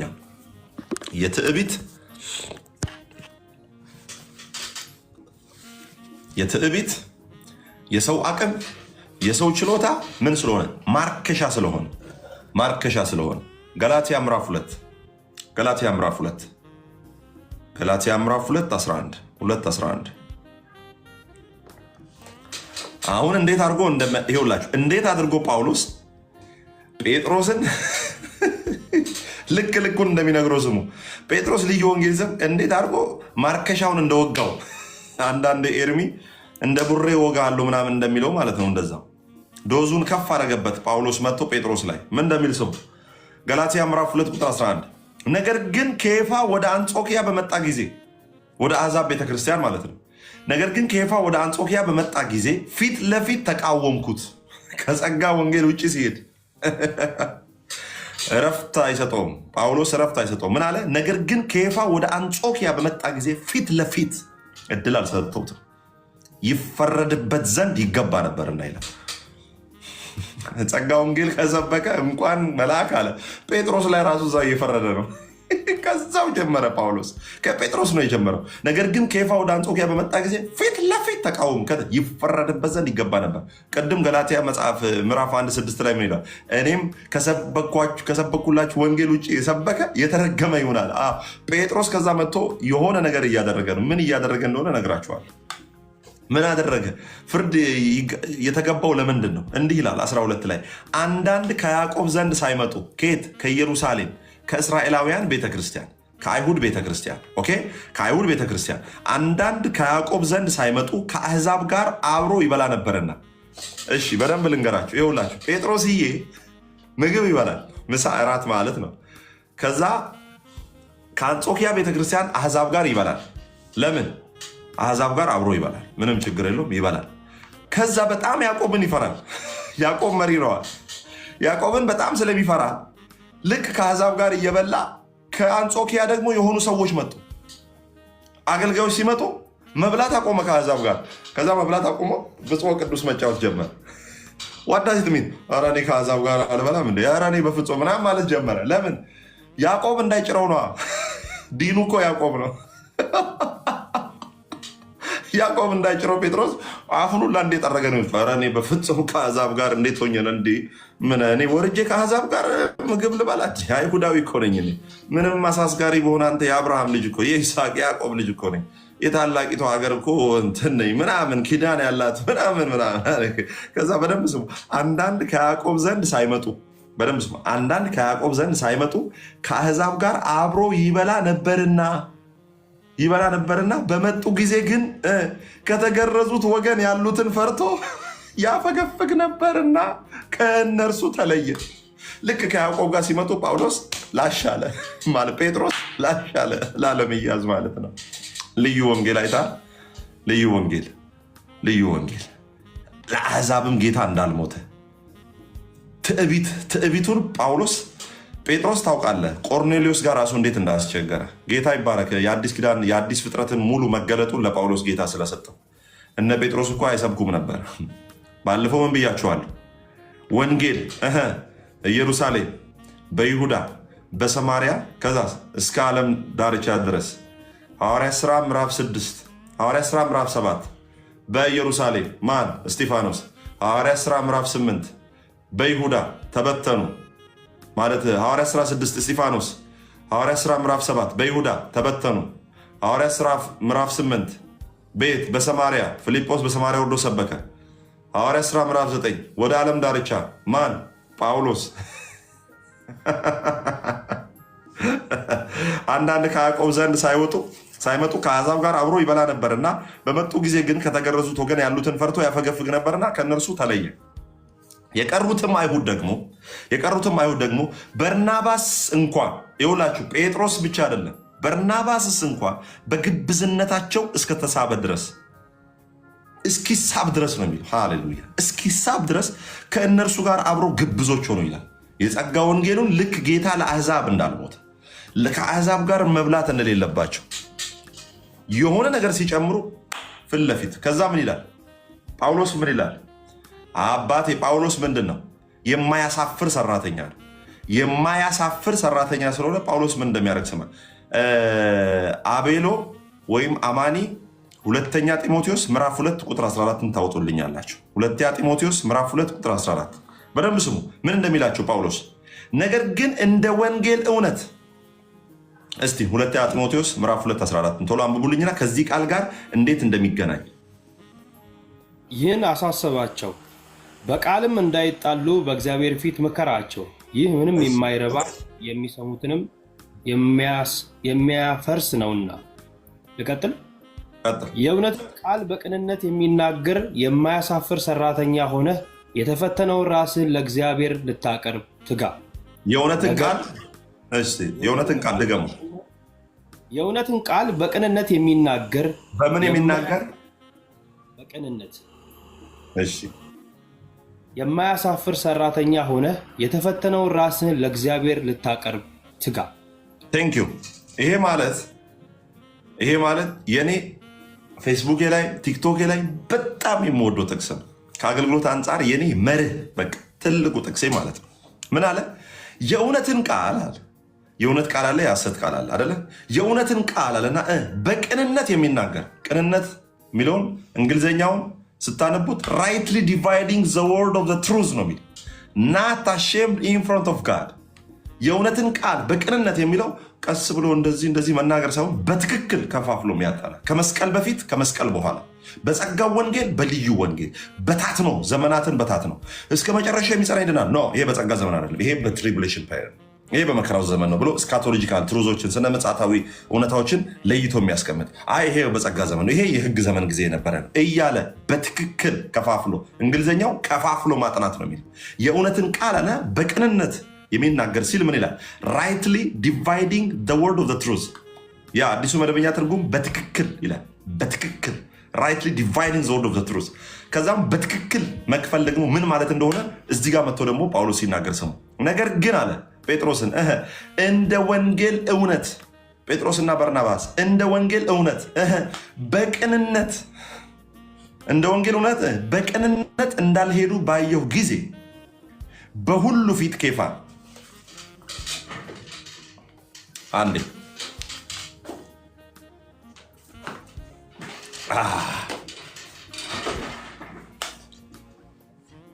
ጀርባችንን እናሳርፈው እዚህ ጋር። እሺ ምን አለ? ነገር ግን እንደ ወንጌል እውነት በቅንነት የሚለው ቀስ እያለ እንዲያለ ምናምን አይደለም። እሺ ሰኒ እንዲያለ የሚናገር አለ በትክክል ለአሕዛብም ጌታ ሞቷል አብረናቸው እንሆናለን የሚል ነገር ግን እንደ ወንጌል እውነት በቅንነት እንዳልሄደ ባየሁ ጊዜ አለ ጳውሎስ በሁሉ ፊት ኬፋን አንተ አይሁዳዊ ሳለ በአይሁድ ኑሮ ያይደለ በአሕዛብ ኑሮ ብትኖር አሕዛብ በአይሁድ ኑሮ ሊኖሩ እንዴት ግድ አልካቸው? ምን ማለት ነው ትርጉሙ? አንተ አይሁድ ሆነ እንደ አሕዛብ ያልኖርክ ሰውዬ አሁን አሕዛብ ጋር መጥተህ ለምንድን ነው እንደኛ ኑሮ የመተላቸው? እነሱ እንደ አይሁድ እየኖርክ እንደ አሕዛብ ከኛ ጋር ኑር አላሉ። አንተ አሁን ወደ አሕዛብ መጥተህ እንደኛ ኑሮ የምትለው ምንድነው? አንተ አይሁዳዊ ሳለ በአይሁድ ኑሮ አይደለ በአሕዛብ ኑሮ ብትኖር አሕዛብ በአይሁድ ኑሮ ሊኖሩ እንዴት ግድ አልካቸው አልኩታል። በትክክል ከፋፍሎ ማጥናት ማለት ይሄ ሳይሸቃቀጥ ማለት ነው። ኢየሱስ ክርስቶስ ጌታ ሃሌሉያ። ለምሳሌ አንድ ሰው መጥቶ አጋንንት በጾምና በጸሎት ነው የሚወጣ ሲባል ኖ አጋንንት በጾምና በጸሎት ይወጡ የነበሩት ከክርስቶስ መስቀል በፊት ነው። በእውነት ከፋፍሎ ማጥናት ማለት ለምን? መስቀሉ ኬላ ነው። መስቀሉ ፍተሻ ጣቢያ ነው። መስቀሉ ከመስቀሉ በፊት ያሉትን ነገሮች ምንፈትሸው በመስቀሉ ቦርዲንግ ፓስ ነው። ምኑ መስቀሉ ጋር ስደርስ ይቀየራል ነገሩ። መስቀሉ ጋር ስደርስ ነገሩ እንዴት ነው የሚቀየረው? መስቀሉ ጋር ደርሰ ከመስቀሉ በኋላ በጾምና በጸሎት ሳይሆን በስሙ ነው አጋንንት የሚወጣ ጥላል። አይታል። ከፋፍሎ ማጥናት ማለት ይሄ ኢየሱስ ክርስቶስ ጌታ። ሃሌሉያ። ስለዚህ የጸጋ ወንጌል የትዕቢት ሁሉ ማርከሻ ነው። እነ ጴጥሮስ አይሁዳዊ ነን ብሎ በርናባስ ሁላ እስከተሳበ ድረስ ኦኬ፣ ያንን ሁላ ጳውሎስ በወንጌሉ እውነት እንዳፈረሰ ታያላቸው። ጭምብላቸውን አውልቀው ነበር ቀስ ብሎ እነ ጴጥሮስ የነሰኒ ቤተሰቦች ማለት ነው። ቀስ ብሎ ጭንብላቸውን ሳይሆን ኖ አለ ጳውሎስ። ኖ አለ። ለምን ሲባል መጽሐፍ ቅዱስ ገላትያ 3 ላይ ይናገራል። ገላትያ 3 ላይ ምንድን ነው የእግዚአብሔር ቃል የሚለው? አይሁዳዊም የለም ግሪካዊም የለም ይላል። ገላትያ 3:28 ገላትያ 3:28 They are justified by his grace only through the redemption of Jesus Christ. Yes. ገላትያ ምዕራፍ 28 3:28 ምዕራፍ 3 ቁጥር 28 እንዲህ ይላል፣ አይሁዳዊ ወይም የግሪክ ሰው የለም። አይሁዳዊ ወይም የግሪክ ሰው የለም። ባሪያ ወይም ጨዋ ሰው የለም። ወንድም ሴትም የለም። ሁላችሁ በክርስቶስ ኢየሱስ አንድ ሰው ናችሁ። ካላስ አባቴ ኢየሱስ ክርስቶስ ጌታ ነው። አይሁዳዊም የለም፣ የግሪክ ሰውም የለም። ባሪያ የለም፣ ጨዋ የለም። ወንድ የለም፣ ሴት የለም። አይ እሷ ሴት ናት አታገለግልም። ወንድ የለም፣ ሴት የለም። አይ እሷ እንዴት ሆና ነው የምትጸልይ? ወንድ የለም፣ ሴት የለም። መንፈሳችሁ ኢትዮጵያዊም አይደለም። ሲጀመር ስጋችሁ እኮ ነው ኢትዮጵያዊ። መንፈሳችሁ ኢትዮጵያዊም አይደለም፣ ሰማያዊ ነው። ኢትዮጵያዊ ነኝ እኔ አማራ ነኝ የምትለው ስጋህን ቆጥራ ነው እንዴ? ስጋህ ነው እንዴ ማንነት? ብራዘር ስጋ ለባሽ ነህ እንጂ ስጋህ ነህ እንዴ ማንነት? አማራነት ይኸውልህ ስትሞት ስጋ ማለት አፈሩ ሲገባ ያልቃል። ልጅነት ነው የሚቀጥለው። አሜን አሜን። ኢየሱስ ክርስቶስ ጌታ ነው። አይሁዳዊ የለም፣ የግሪክ ሰው የለም፣ ባሪያ የለም ወይም ጨዋ ሰው የለም፣ ወንድም ሴትም የለም። ሁላችሁ በክርስቶስ ኢየሱስ አንድ ሰው ናችሁ። ወንድ ስለሆንክ የፈለገ የተለየ ነገር የለብህም። ሴትም ስለሆንሽ የተለየ ነገር የለሽ። ኢየሱስ ናችሁ። ከማን? ከእስራኤል እኩል፣ ከእስራኤል ሳይቀንስ፣ ከእስራኤል ከፍ ሳይል ከእስራኤል እኩል ነን እኛ። እሺ ኢየሱስ ክርስቶስ ጌታ ነው። አሁን ሰኒ እስራኤል ስለሆነች የተለየ ነገር የለም። እኛ በክርስቶስ ኢየሱስ አንድን ሰው ነው እግዚአብሔር የሚያውቀው። አንድን ሰው ነው እግዚአብሔር የሚያውቀው። እሺ ኢየሱስ ክርስቶስ ጌታ ነው። አንድን ሰው ነው ጌታ የሚያውቀው። አይሁዳዊ መሆንም አይጠቅምም። አሁን ግሪካዊ ሰው መሆንም አይጠቅምም። በክርስቶስ አዲስ ፍጥረት መሆን ይጠቅማል። ኦኬ። ስለዚህ ለሰው ልጆች ሁሉ ጸልዩ። የሰው ልጆችን ሁሉ ውደዱ። ብሔርተኝነት ውስጥ አትግቡ። ለሰው ሁሉ ጸልዩ። ሰዎች ወደ ጌታ እንዲመጡ ማለት ነው። የምጠሏቸው ሰዎች እንዳይኖር። ኢየሱስ ክርስቶስ ጌታ። አሌሉያ። ለምን አሁን ኦሮሞ ወንድሜ፣ ኤርትራ ዘሬ ነው፣ አማራ ዘሬ ነው። እንዴት ትቀልዳለህ? ሆሆ አውቀዋለሁ እኔ ጎንደር ሄጄ እንዴት የማርቆ ቀርበልቼ ምን አይነት ያው ድሮ በጠላ ነበረ ጎንደር ላይ እነ ደጀን ምናምን ስንት ቦታ በወሎ እስከ ላሊበላ ድረስ ሄጃለሁ። ኦሮሚያ ቡና ቃሌ እስከ ቦረና ሄጄ ጠጥቼ ትቀልዳለህ? ስንት ነገር እንዴ! ደቡብ ላይ አባቴ የወላይታ ቆርጥ በልቼ ማለት ነው። እስቲ ቂኒየን እንደዚህ 3 ሰዓት ይዤ ጌታ ይባረክ። የጉራጌ ክትፎ በልታ አሁን አንተ ጉራጌ ስጠላ አይደብርም? ሄደ ምግቡን ተሰልፈ ከጠላ ክትፎንም ትጠላለች። የትግራይን አሁን ጠሎ አልወድም ብለህ ተው እስኪ አትብላ። አይመጥረንም። እነዚህ ትናንሽ ነገሮች ናቸው፣ አይመጥሩንም ለኛ። ኢየሱስ ክርስቶስ ጌታ ነው። ሃሌሉያ። ኢየሱስ ክርስቶስ ጌታ ነው። አንዳንድ ሰው አሁን የጸጋ ወንጌል የትዕቢት ሁሉ ማርከሻ ነው ሲባል አንዳንድ ሰው ቸርች ውስጥ ተመሳስሎ ይኖራል። ልክ ጴጥሮስ አይታችኋል። ጴጥሮስ ተመሳስሎ ማለት ነው። ቀስ አድርጎ ሊለይ ሲል፣ ቀስ አድርጎ በቃ ላሽ ሲል አንዳንድ ሰው አይታችኋል። የሚያገለግልበት ቸርች ዘይት የሚሸጥበት ቸርች ውስጥ ነው። ዘይት የሚሸጥበት ቸርች ውስጥ ነው። ከዛ ምን ይላል? እኔ እኮ የዘይቱ ሽያጭ እኮ ገንዘብ እኔ ጋር እኮ አይገባም። እኔ ዝም ብዬ ነው ማመልከው። እዛ ያው አገልጋይ ነኝ። የዘይቱ ሽያጭ እሸጠዋለሁ፣ ግን ገንዘቡ እኔ ጋር አይደለም የሚገባው። ገንዘቡ እንቶኔ ጋር ነው የሚገባው። እኔ ያው ዝም ብዬ ነው ማመልከው። አይቀርልሽም አባቴ፣ እዛው ነው ያለው። ከሰሊጥ ጋር ከኑግ ጋር የተገኘ ሰሊጥ አብረህ ተወቀጥ ነው። ኦኬ፣ ኢየሱስ ክርስቶስ ጌታ ነው። ስለዚህ ጳውሎስ በደንብ አድርጎ ነው ማርከሻውን የሰጠው። ጳውሎስ በደንብ አድርጎ ነው ማርከሻውን የሰጠው። ኢየሱስ ክርስቶስ ጌታ ነው። ሃሌሉያ! ዋው! አሁን ጳውሎስ ወፌላላ ገፍሮታል። ማንን? ጴጥሮስን። ወፌላላ ነው የገረፈው። መገለጡን ይዞ ስትሄድ ልጨርስ፣ በ13 ደቂቃ ውስጥ ልጨርስ። እስቲ አሁን ጳውሎስ ከመጣ በኋላ መገለጡን ጴጥሮስ ካገኘ በኋላ የጻፈውን እንመልከት። ሁለተኛ ጴጥሮስ ምዕራፍ 3:14 ሁለተኛ ጴጥሮስ ምዕራፍ 3:14 ጳውሎስ መጣና የጸጋውን ወንጌል ሲሰብከው ጴጥሮስ ልክ ገባና ተምሬያለሁ፣ ከስተቴ ተምሬያለሁ ብሎ እንዲህ ይላል። ስለዚህ ወዳጆች ሆይ ይህን እየጠበቃችሁ ያለ ነውርና ያለ ነቀፋ ሆናችሁ በሰላም በእርሱ ይኸውላችሁ። ሌላ ባይብል ላይ በደንብ መረዳት ያለባችሁ የጳውሎስን ያክል መገለጥ ያዕቆብ አላገኘም። እሺ፣ የያዕቆብን ያክል መገለጥ ጴጥሮስ አላገኘም። ያዕቆብ ለዛ ነው መልእክቱ አንዳንዴ ፉሊ ግሬስን ስላልተረዳ ቴዎሎጂያንስም እንደሚናገሩት የጳውሎስን ያክል አልተረዳ። ለዛ ነው በጣም ስትሪክት ነው። እኔ በስራ ነው እንዲ በስራዬን አሳየኝ ስትሪክት ነው ላይፉም ላይ ማለት ነው። ስለዚህ ጴጥሮስ የነበረው መገለጥ አስብ፣ የደረሰበትን ቦታ ይሁ፣ ጳውሎስ ደግሞ የደረሰበትን ይሁ። ስለዚህ በደንብ አድርጋችሁ ለቤተክርስቲያን የተጻፈው መልእክት የጳውሎስን መልእክት በደንብ አድርጋችሁ ማንበብ ማጥናት አለባችሁ። ልጨርስ፣ እንዲህ ይላል። ስለዚህ ወዳጆች ሆይ ይህን እየጠበቃችሁ ያለ ነውርና ያለ ነቀፋ ሆናችሁ በሰላም በእርሱ እንድትገኙ ትጉ። የጌታችንም ትዕግስት መዳናችሁ እንደሆነ ቁጠሩ። እንዲህም የተወደደው ወንድማችን ጳውሎስ ደግሞ እንደተሰጠው ጥበብ መጠን ጻፈላችሁ። በመልእክቱም ሁሉ ደግሞ እንደነገረ ስለዚህ ተናገረ። በደንብ ስማውን እዚህ ጋር ጳውሎስ ከገባለት በኋላ ጴጥሮስ ምን እንደሚል ስማውን እዚህ ጋር። አሳዘነኝ ጴጥሮስ፣ ወይኔ የ50 ዓመት ሰው። በእነዚያ ዘንድ ለማስተዋል የሚያስቸግር ነገር አለ። በእነዚያ ዘንድ በማን? በአይሁድ ዘንድ። ለምን? የአሕዛብ ሐዋርያ ነው። ባለፈው ነግሬያቸዋለሁ። ጴጥሮስ አንዳንድ ሰው ጴጥሮስ አልተማር ቴዎሎጂ ተማር ስትሉት አንዳንድ ሰው ቴዎሎጂ ተማር ቢያንስ መሰረታዊ የሆነ ትምህርት ጴጥሮስ ሳይማር ነው ያስተማር። የት ጴጥሮስ ያልተማረው የት ነው? ገማልያል እግር ስር፣ ኢየሱስ እግር ስር 3 ዓመት ተኩል ተምሯል። 3 ዓመት ተኩል ተምሯል። ተማር፣ ቁጭ ብላ አባ ተማር። እሺ፣ በእነዚያ ዘንድ ለማስተዋል የሚያስቸግር ነገር አለ።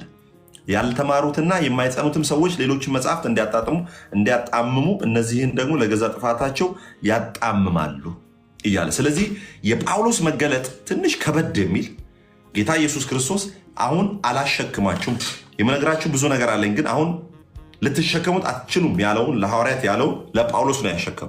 ስለዚህ የጳውሎስ መገለጥ የአዲስ ፍጥረትነት ነው። ባለፈው ሐዋርያት ሥራ ምዕራፍ 1 ላይ ሐዋርያት የጻፉት እስኬት ነው ብለን አይተናል። እስከ ማረጉ ድረስ ያለውን ብለን አይተናል። ወንጌላቱ ጳውሎስ ከማረጉ በኋላ በሲኦል የተከናወነውን በአብ ቀኝ መቀመጡን፣ ሊቀ ክህነቱን፣ በሰማያት ድንኳን ያለው መገለጡ ሁሉ ማን ነው የሰበከው? ጳውሎስ ነው የሰበከው። ስለዚህ መገለጡ በጣም ሰፊ ስለሆነ ማለት ነው።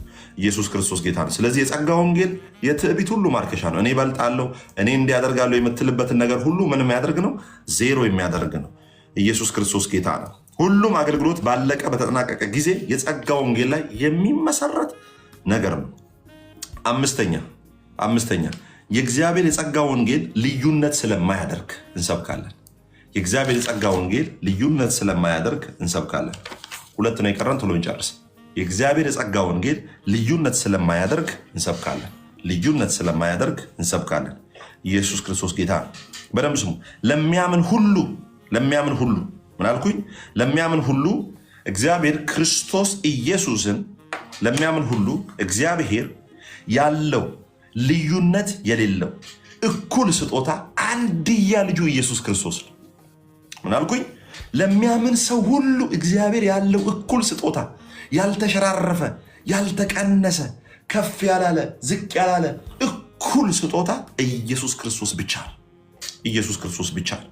ስለዚህ ለሚያምን ሁሉ እግዚአብሔር ያለው ልዩነት የሌለው እኩል ስጦታ አንድ ልጁ ኢየሱስ ክርስቶስ ብቻ ነው። ስለዚህ የእግዚአብሔር ጸጋ ወንጌል ልዩነት ስለማያደርግ እንሰብካለን። ለማን? ለሰው ሁሉ ተመሳሳይ ስጦታ ነው። እኔ ጋር ያለው መንፈስ እናንተ ጋር ካለው መንፈስ ዝቅ ያለ አይደለም። እናንተ ጋር ያለው መንፈስ ከእኔ መንፈስ ዝቅ ያለ አይደለም።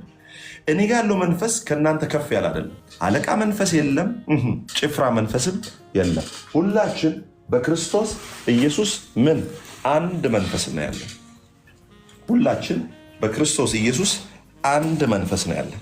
ከፍ ያለ ዝቅ ያለ የሞላ የጎደለ መንፈስ የለንም። ስለዚህ ዩ ሃቭ ቱ አክሴፕት ዩርሰልፍ።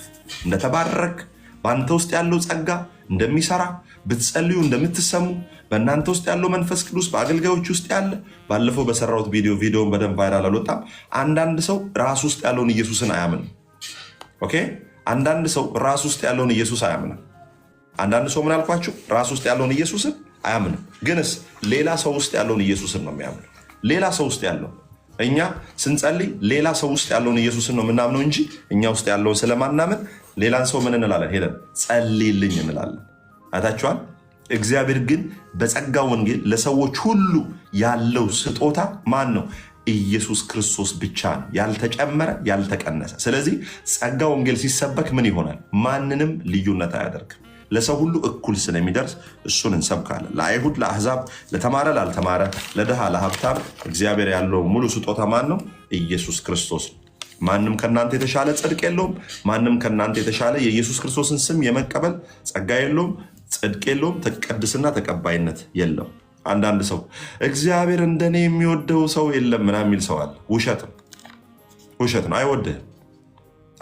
ውሸት ነው። እግዚአብሔር እንደኔ የሚወደው ልጅ የለም። ውሸት ነው። እግዚአብሔር እኩል ነው የሚወደው። እግዚአብሔር ከኔ አብልጦ የሚወደው ሰው የለም። ብራዘር ትክክል ነው። አሁን ይሄ ጸሎት ትክክል ነው። እግዚአብሔር ከኔ አብልጦ የሚወደው ልጅ የለውም አይደል?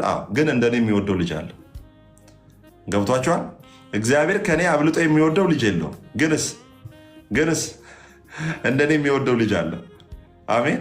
እኩል የሚወደው ልጅ አለ እንጂ ከፍ ያለ ዝቅ ያለ የሚወደው የለው። እኩል ነው እግዚአብሔር የሚወደው። እኩል ነው እግዚአብሔር ምን ያደርጋል? አክሴፕት የሚያደርግ ኢየሱስ ክርስቶስ ጌታ ነው። ሃሌሉያ። ከእኔ በላይ አይወዳችሁም፣ እንደ እኔ ግን ይወዳችኋል። አሜን። በደንብ ስሙ። እግዚአብሔር ከእኔ በላይ አይወዳችሁም፣ ከእኔም በታች አይወዳችሁም፣ እንደኔ ግን ይወዳችኋል። እንደኔ መሲን ይወዳታል፣ እንደኔ አማኒን ይወደዋል፣ እንደኔ አፈወርቅን፣ ናርድዬን፣ አቤላን፣ ዶክተርን፣ ሰኒን፣ ሃይሚን እዚህ ጋር ያሉ ደግሞ 281 ሰዎችን እንደኔ ይወዳችኋል። ከኔ በላይ አይወዳችሁም፣ ከኔ በታችም አይወዳችሁም። እኔ ስጸልይ እንደሚሰማኝ እናንተንም ይሰማችኋል። አሜን። እኔ ስጸልይ አጋንንት እንደሚወጣ እንደዛው የኢየሱስ ስም በእናንተ ውስጥ ሆኖ አጋንንትን ያስወጣል። እኔ ጋር ኢየሱስ 100%፣ እናንተ ጋር ኢየሱስ 90% አይደለም። ኢየሱስ ክርስቶስ ጌታ ነው። ጳውሎስ ማለት ዮሐንስ እኮ ጌታ ይወደው የነበረ ደቀ መዝሙር ነው ያለ። ጌታ ከሰዎች ሁሉ ለይቶ ይወደው የነበረ ደቀ መዝሙር አይደል? ጌታ ይወደው የነበረ ደቀ መዝሙር ምን እያለ ነው? ጌታ ይወደው የነበረ ደቀ መዝሙር። እንዴት? ጴጥሮስንም እንደሚወደው ይወደው የነበረ ደቀ መዝሙር። ሃሌሉያ። ኢየሱስ ክርስቶስ ጌታ ነው። ሃሌሉያ። ዮሐንስ 3:16 ላይ ምንድን ነው ያለው? እግዚአብሔር አንድያ ልጁን እስከ መስጠት ድረስ ዓለምን እንዲሁ ዓለምን ነው አይደል ያለው? አማራን ለብቻው፣ ጉራጌን ለብቻው፣ ዓለምን እንዲሁ። ጎጃምን አላድንም ያሉት አቡነ ተክለ ሃይማኖት ናቸው። እሺ ለጎጃም ሕዝብ አልራራም አሉ አቡነ ተክለ ሃይማኖት። አይድኑም አሉ የጎጃም ሕዝብ። እግዚአብሔር ግን ዓለምን ሁሉ እንዲሁ አድርጎ ምን ያደርጋል? ይወዳል። ኢየሱስ ክርስቶስ ጌታ ነው። ስለዚህ አጠገብ ላለው እንዲህ በለው፣ እሱ ጋቢና አንተ ከኋላ የተቀመጥክ እንዳይመስልህ በለው። አታኩርፊ። እሱ ጋቢና አንተ ደግሞ ከኋላ የተቀመጥክ፣ እሱን ከውስጥ አስቀምጦ አንተን ከላይ ያስቀመጠ እንዳይመስልህ። እግዚአብሔር እኩል ነው የሚወድህ። እግዚአብሔር እኩል ነው የሚያፈቅረ። አታኩርፍ። ለምቦጭን አዘርጋ በለው፣ ፊት አይርዘም። ኢየሱስ ክርስቶስ ጌታ ነው። ሃሌሉያ። ልጨርስ፣ 2 ቀረኝ። 6ኛ ጸጋ የዘላለም ተጽዕኖ ስለሚያመጣ 7 ነው። 6ኛ ላይ ነኝ። ከ36 ነው፣ ከ46 ጨርሳለሁ። ጸጋ የዘላለም ተጽዕኖ ስለሚያመጣ እንሰብካለን። የዘላለም ተጽዕኖ ስላችሁ ምንድነው? ለአንዴ የሚገላግል ስለሆነ ለአንዴ ይገላግላል። ከኃጢአት ትግል ነፃ ያወጣል። ለአንዴ በቃ አጽድቆ እርፍ ያደርግብሃል፣ እርፍ ያደርጋል። ለዘላለም ተሰርቶና ኦኬ፣ ለዘላለም ተሰርቶና አልቆ በክርስቶስ ኢየሱስ የሆነ ዘላለማዊ እውነት ስለሆነ ምን አልኳችሁ? ለዘላለም ተሰርቶና አልቆ በክርስቶስ ኢየሱስ የሆነ ዘላለማዊ እውነት ስለሆነ ዘላለማዊ እውነት ስለሆነ ስትናገሩ በሰው ልብ ላይ ኃይለኛ ተጽዕኖ የሚያመጣ ስለሆነ ኃይለኛ እረፍት ስለሚያመጣ የተሰራ የተጨረሰ የተፈጸመ ስለሆነ የጸጋውን ወንጌል ስትሰብኩ ሰው እርፍ ይላል። ህይወቱ ይቀየራል። ወዳጆች ህይወቱ ሊትራሊ ነው የሚቀየረው። ሊትራሊ ህይወቱ ምን ያደርጋል? ይቀየራል። በሚገርም ሁኔታ ጸጋውን ሲሰብኩ ምንድነው? መባረኩ እዛ ውስጥ ነው ያለው። ጸጋውን ሲሰብኩ ምንድነው? ሰላሙ እዛ ውስጥ ነው ያለው። ጸጋውን ሲሰብኩ ምንድነው? ቅድስናው እዛ ውስጥ ነው ያለው። ዕብራውያን 10:29 ዕብራውያን 10:29 ዕብራውያን 10:29 እንዲህ ይላል። ሃሌሉያ ሶሪ ዕብራውያን 10:10 ዕብራውያን 10:10 ዕብራውያን 10:10 በዚህም ፈቃድ የኢየሱስ ክርስቶስን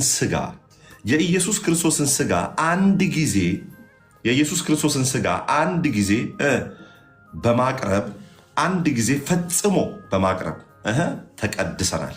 ስለዚህ ፈቃድ የኢየሱስ ክርስቶስን ሥጋ አንድ ጊዜ ፈጽሞ በማቅረብ ተቀድሰናል። ስለዚህ ለመቀደስ ዳግመኛ አላቀርብም። አንዴ ቀርበው አጽድቆኛል። አንዴ ቀርበው ሰላም ሰጥቶኛል። አንዴ ቀርበው ነፃ አውጥቶኛል። አንዴ ቀርበው ዳግመኛ ነፃ አውጥቶኛል። ስለዚህ ጸጋ ወንጌል የሚሰብከው ለምንድን ነው? ጸጋ የዘላለም ተጽዕኖ ስለሚያመጣ ሰዎችን ለአንዴ የሚገላግል የእግዚአብሔር እውነት የእግዚአብሔር ትሩዝ ስለሆነ ሃሌሉያ የሚጨመርበት የሰው አስተዋጽኦ የሰው ጉልበት የሌለበት ስለሆነ ኢየሱስ ክርስቶስ ጌታ ነው። ሃሌሉያ ሃሌሉያ 8 ደቂቃ ቀረኝ። ኢየሱስ ክርስቶስ ጌታ ነው። ሃሌሉያ ይውላችሁ ገላትያ ምዕራፍ 5 ከቁጥር 2 እስከ 4 ገላትያ ምዕራፍ 5 ከቁጥር 2 እስከ 4 ገላትያ ምዕራፍ 5 ከቁጥር 2 እስከ 4 እንዲህ ይላል። እነሆ እኔ ጳውሎስ እላችኋለሁ ብትገረዙ ክርስቶስ ምንም አይጠቅማችሁ ሕግንም ሁሉ እንድፈጽም ግድ አለበት ብዬ ለሚገረዙት ሁሉ ለእያንዳንዶች ደግሜ ይመሰክራለሁ። በሕግ ልትጸድቁ የምትፈልጉ ከክርስቶስ ተለይታችሁ ከጸጋው ወድቃችኋል። አታችኋል። በሕግ ሲል ምንድን ነው? ያንተ አስተዋጽኦ፣ ያንተ ጉልበት፣ ያንተ ሌላ ነገር እንዳለ ከዛ ተጽዕኖ አያመጣም። ለምሳሌ ሙሴን ሲሰብክበት ሰውየው ላይ ተጽዕኖ አታመጣም። አትግደል ነው የሚለው እንጂ አለመግደልን በውስጥ አያስተምርህም። ጸጋ ግን አትግደል ሳይሆን መግደልን በራሱ በውስጥ ዜሮ ያደርገዋል። መውደድ ማቀፍ ትጀምራለህ። ስለዚህ የጸጋውን ግን የዘላለም ተጽዕኖ ስለሚያመጣ የመጨረሻው ጸጋ የስኬታችን ሁሉ ቁልፍ ስለሆነ ጸጋ የስኬታችን ሁሉ ቁልፍ ስለሆነ 7 ደቂቃ ቀረኝ። ጸጋ የስኬታችን ሁሉ ቁልፍ ስለሆነ ሐዋርያት ሥራ ምዕራፍ 4:34 ሐዋርያት ሥራ ምዕራፍ 4 ቁጥር 33 ሐዋርያት ሥራ ምዕራፍ 10 ማለት ምዕራፍ 4 ቁጥር 33 ጸጋ የስኬታችን ሁሉ ቁልፍ ነው። ምን ይላል? ምዕራፍ 4 ቁጥር ከ32 ጀምሮ ላንብብላችሁ። ያመኑትም ሕዝብ አንድ ልብ አንዲትም ነፍስ ነበሯቸው። ገንዘባቸውም ሁሉ በአንድነት ነበረ እንጂ ካለው አንድ ነገርስ እንኳ የራሱ እንደሆነ ማንም አልተናገረም። ሐዋርያትም የጌታ ኢየሱስ ክርስቶስን ትንሣኤ በታላቅ ኃይል ይመሰክሩ ነበረ። በሁሉም ላይ ታላቅ ጸጋ ነበረባቸው። በደንብ ስሙ። እዚህ ጋር አንደኛ ገንዘብ አይቸግራቸውም ነበር። ሁለተኛ በታላቅ ኃይል ትንሣኤውን ይመሰክሩ ነበር። ሶስተኛ በሁሉም ላይ ታላቅ ጸጋ ነበረባቸው። ከዛስ በመካከላቸው አንድስ እንኳ ችግረኛ አልነበረምን። እኔ አሁን በዚህ በቴቴልስታይ ሚኒስትሪ ብዙ ነገር አስባለሁ። ከሊደርስ ግሩፕም ጋር በደንብ ስብሰባ እናደርጋለን። ኢቭኒፍ ቅድምም ከሄቨን ጋር እያወራን ነበር። በደንብ አድርገን በየወሩ የምናስተምራቸው ልጆች ሁላ ሊኖሩ ይገባል። በየወሩ አሳድገን ወደ ዩኒቨርሲቲ ሁላ የምናስገባቸው ልጆች ሊኖሩ ይገባል። በየወሩ ምንችል 10 ተማሪ ቢያንስ ወይም 5 ተማሪ ቢያንስ 5,000 ብር 5 ተማሪ ብንልክ 25,000 ብር 25,000 ብር 25 ሰው አንዳንድ ሺህ ብር ብናወጣ 5 ልጅ በየወሩ መቻል እንችላለን። 5,000 ብር አታችኋል። ምንድን ነው እኛ ጋር ሰው ተጠግቶ የጸጋ ወንጌል ተምሮ ችግር በህይወት ውስጥ መኖር የለበትም። ኦኬ፣ ችግር በህይወት ውስጥ ሊኖር አይገባም። ኢየሱስ ክርስቶስ ጌታ። አሌሉያ። በመካከላቸው አንድስ እንኳ ችግረኛ አልነበረምና መሬት ወይም ቤት ያላቸው ሁሉ የተሸጠውን ዋጋ ያመጡ ነበረ፣ በሐዋርያትም እግር ስር ያኖሩ ነበረ። ከዛስ ማናቸውም እንደሚፈልግ መጠን ለእያንዳንዱ ያካፍሉት ነበር። በደንብ ስሙ፣ በደንብ ስሙ። ናይስ ሬዲ። ለንደን ላይ ያላችሁ በደንብ ሞቢላይዝ ታደርጋላችሁ። ከኢትዮጵያ በኋላ ቀጥታ ተተለስታይ ሚኒስትሪ ላውንቺንጉ ለንደን። ኦኬ፣ ጀርመኖች ቁጥራቸውን አንድ አሁን ስንት ሆነዋል? 3-4 ሆነዋል። እያበዛን እንደዛም እናደርጋለን። ኢየሱስ ክርስቶስ ጌታ። አሌሉያ። እንዮ ጌታ ይባርክ። ይሄን የመጀመሪያውን አገልግሎት እንጨርስና ከዛ በኋላ እንዳይበዛባችሁ አሁን ስላጨናነቅናችሁ ቀጣይ ዙር እናደርገዋለን። ኢየሱስ ክርስቶስ ጌታ። አሌሉያ። ስለዚህ ጸጋ ኃይልን የሚሰጥ ነው። 4 ደቂቃ ቀረኝ። ጸጋ ኃይልን የሚሰጥ ነው። ችግርን የሚያጠፋ መፍትሄ ያለው ጸጋ ከሰማይ የወረደ ሁሉን የሰራ ሁሉን የጨረሰ ደግሞ ለአብ ክብርን የሚሰጥ ነው። ጸጋ በፊልጵስዩስ ምዕራፍ 2 ቁጥር 8 ላይ ከስሞች ሁሉ በላይ ስም የተሰጠው በሰማይ በምድር ከምድር በታች ያሉ ሁሉ ፍጥረት ሁሉ የሚንበረከክለት ኢየሱስ ክርስቶስ ነው። ኢየሱስ መጽሐፍ ሲናገር ልጁ ኢየሱስ ክርስቶስን የሰጠ ከክርስቶስ ኢየሱስ ጋር ሁሉን እንዴት አሳልፎ አይሰጣችሁም ይላል። ስለዚህ ኢየሱስ ጸጋ ነው። ጸጋ ውስጥ ደግሞ ሁሉ ነገር አለ። ኢየሱስ ውስጥ ደግሞ ሁሉ ስኬት አለ ማለት ነው። ጌታ ይባረክ። ትምህርቴን ጨርሻለሁ። ቀጣይ እንግዲህ አዲስ ትምህርት ነው የምንጀምረው። የጸጋን ወንጌል መረዳት ጨርሰናል። ቀጣይ ሌላ ትምህርት ነው የምንጀምረው። ጌታ የተባረከ ይሁን። እስካሁን ግሬስ ፋሚሊዎች እያረጋችሁት ስላላችሁት አገልግሎት በጣም በጣም አመሰግናለሁ። ዶክተር እየቀጠል እግዚአብሔር አምላካችን ነው ስሙ ይባረክ። የጌታ ጸጋ እና ሰላም በኢየሱስ ስም ይብዛልህ። ዛሬ እንግዲህ ከተካፈልነው በጣም አንዱን ፓርት የጸጋ ወንጌልን ለምን እንሰብካለን በሚል ርዕስ ነው ያየነው። ስለዚህ ከምንሰብክበት ምክንያት አንዱን ላይ ሪፍሌክሽን ለመስጠት ፈልጋለሁ። እንግዲህ ከጸጋ ወንጌል ውጭ ከሰበክን እርግማን ነው፣ እርግማን መሆኑ ተጽፏል። አንዱ የጸጋን ወንጌል የምንሰብክበት ምክንያት ይሄ ነው። አንችልም ማለት ነው፣ መብት የለንም ማለት ነው። ከጸጋ ወንጌል ውጭን መስበክ ማለት በቃ የሰው ክፉነት ነው፣ በጣም ክፋት ነው፣ ጭካኔ ነው፣ ክህደትም ነው እና ውሸት ነው። በቃ ከጸጋ ወንጌል ውጭ የሚሰበክ ወንጌል ተብሎ በወንጌል ስም የሚሰበክ ውሸት ነው ማለት ነው። እና ሰዎች ክፉነታቸውን ነው የሚገልጹት፣ የተሰጣቸውን አደራ አለመወጣት ነው ማለት ነው። ምክንያቱም ወንጌሉ አደራ ነው፣ የኛ አይደለም።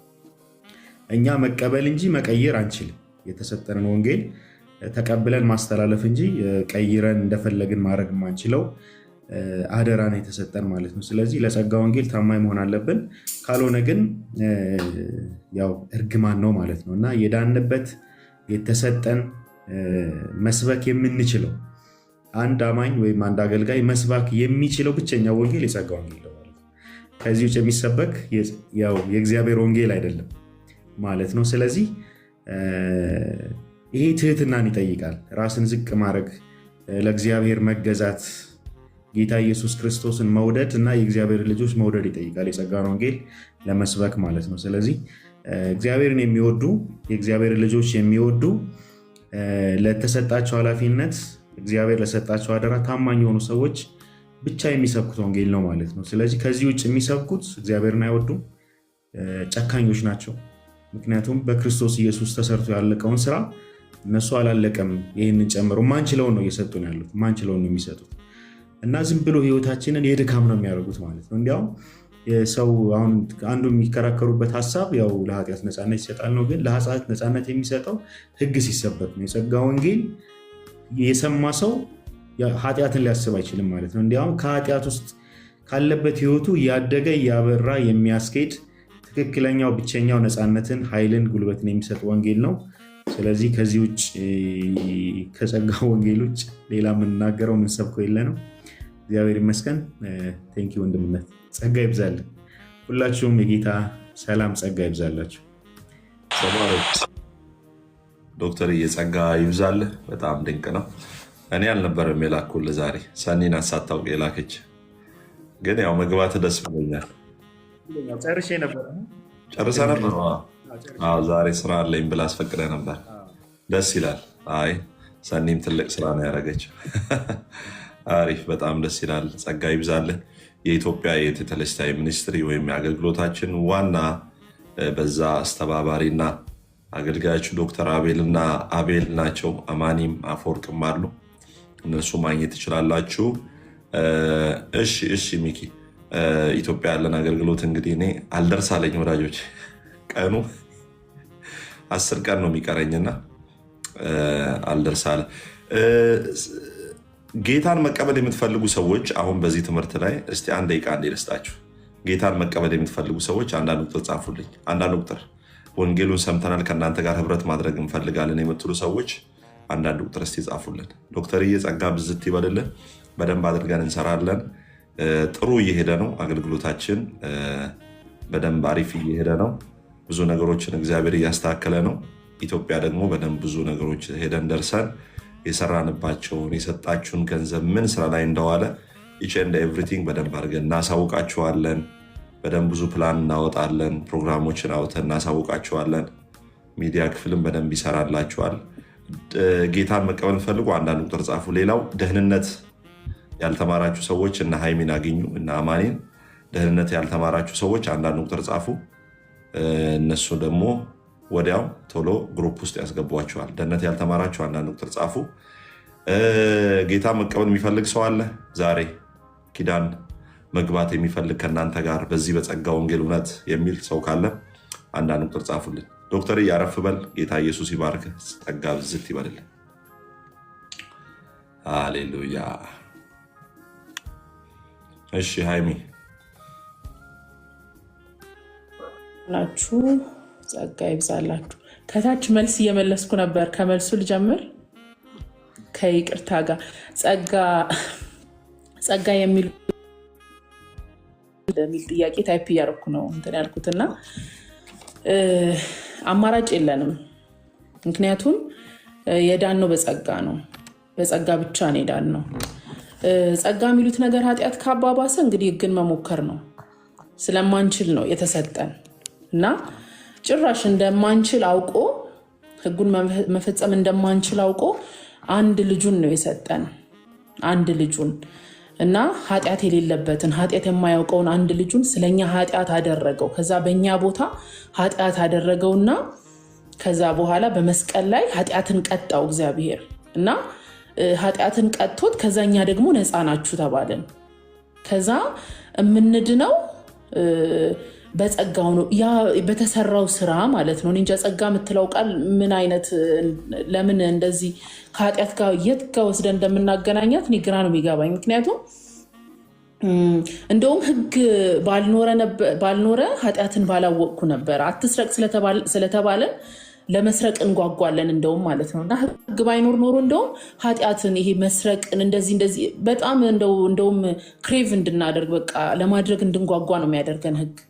ከዛ ደግሞ እንደው እንስራ ብንል እንኳን ሙሉን ያልፈጸመ በህግ ካልኩሌሽን ሙሉን ያልሰራ በቃ ፌል አድርጓል ማለት ነው፣ ኃጢአተኛ ነው። ህግን አልፈጸመም፣ ዜሮ ነው ማለት ነው። ስለዚህ አንድ የሰራ ሰው እና 300 የሰራ ሰው 335 ነው 300 ደርሶ ወይ ደግሞ 330 ደርሶ 5 ቢቀረው ዜሮ ነው ማለት ነው። ምክንያቱም ከህግ ውስጥ ማለት እንጃ ስለማናቅ ይመስለኛል አላውቅም፣ የባልንጀራህን አህያ አትመኝ ይላል አይደለ? ማን ነው እስቲ የሆነ ነገር አይቶ የኔ በሆነ በቃ እሱ ያከሽፈዋል ማለት ነው። ሙሉ የሰራውን የጾምከውን የጸለይከውን ቸርች የተመላለስከውን ለድሃ ያበላኸውን ልክ የባልንጀራህን የሆነ ነገር የኔ በሆነ ስትል በቃ ዜሮ ማለት ነው።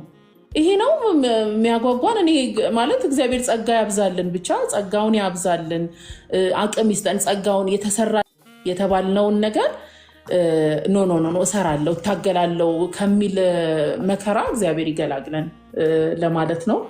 እና የጸጋ ወንጌልን መረዳት ቁጥር ክፍል 6 ላይ ስትጀምር ሪቫይዝ እያደረክ ነው መሰለኝ በቀደም አምልጦኛልና ጸጋ ሰጪ ከተቀባዩ ምንም ምላሽ አይጠብቅም። ጸጋ ሰጪ ጸጋውን ከሰጠው ሰው ምንም ኤክስፔክት አድርጎ አይደለም የሚሰጠው። ነፃ ስጦታ ነው፣ ለማይገባው ሰው የሚሰጥ ነው። ሲጀመር ሪተርን ማድረግ የማይችል ሰው ነው ነፃ ስጦታ የሚሰጠው አይደለ። መስራት የሚችልማ የስራው ነው የሚከፈለው፣ ክፍያ ነው። የጸጋ ሲሆን ደግሞ መመለስ ስለማንችል በነፃ ነው የሚሰጠን ማለት ነውና ከጸጋ ውጭ መስበክ እርግማን ነው። ጳውሎስ እኔ ከሰበኩላችሁ የሚሰብክ ማንም ቢሆን የተረገመ ይሁን። ኢቭን ዛሬ ጸጋን ሰብኮ ተሳስቻለሁ ያለንም ኢንክሉድ ያደርጋል። ምክንያቱም እኔም ብሆን ነው አይደለም የሚለው። ስለዚህ ዛሬ ጸጋን ሰብኮ ነገ ደግሞ ጸጋ የሚያዋጣል መሰለኝም የሚልን ነው ኢንክሉድ የሚያደርገውና እንደው ከእርግማንም እንትን ለማለት ይህ አለ አይደል ጳውሎስ ከተናገረው እርግማን ማለት ነውና ከጸጋ ውጭ መስበክ እርግማን ነውና እዚህ ጋር የጎልያድና የዳዊትን ኤግዛምፕል አንስተ እንትን እንዳልከን ጎልያድ ማለት የሆነ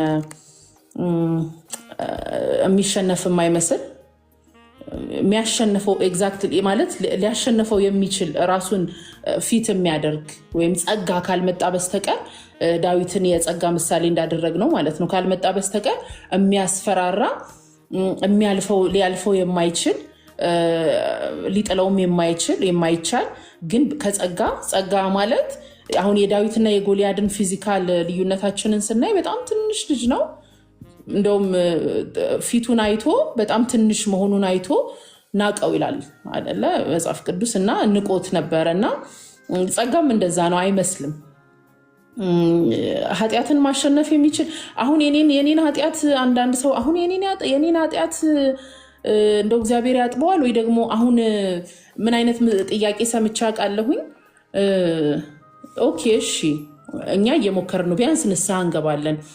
አሁን ሰው የገደለም ሰው በጸጋ ይጸድቃል ነው የምትሉት ምናምን ይባላል። ማለት ኃጢአትን እናወዳድርና አሁን እንትናም ይጸድቃል ነው የምትሉት። ኃጢአቱን ሳይሆን ማግነን ያለብን ጸጋውን ነው።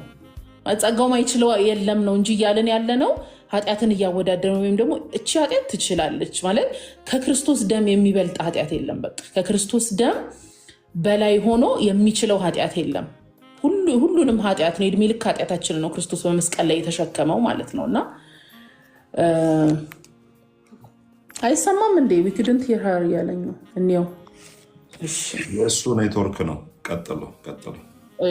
እሺ እና ከዛ ደግሞ የጸጋ ወንጌል የትዕቢት ሁሉ ማርከሻ ነው። ምንም የምንደገፍበት ወይም ፕራውድ የምናደርግበት ነገር የለም። ጸጋ ከኛ የተነሳ እንዳልሆነ ሙሉ በሙሉ ግልጽ ስለሆነ እንደዚህ አድርጌ ብለን ፕራውድ የምናደርግበት ወይ ደግሞ ሌሎችን ምንኮንንበትም ነገር የለውም።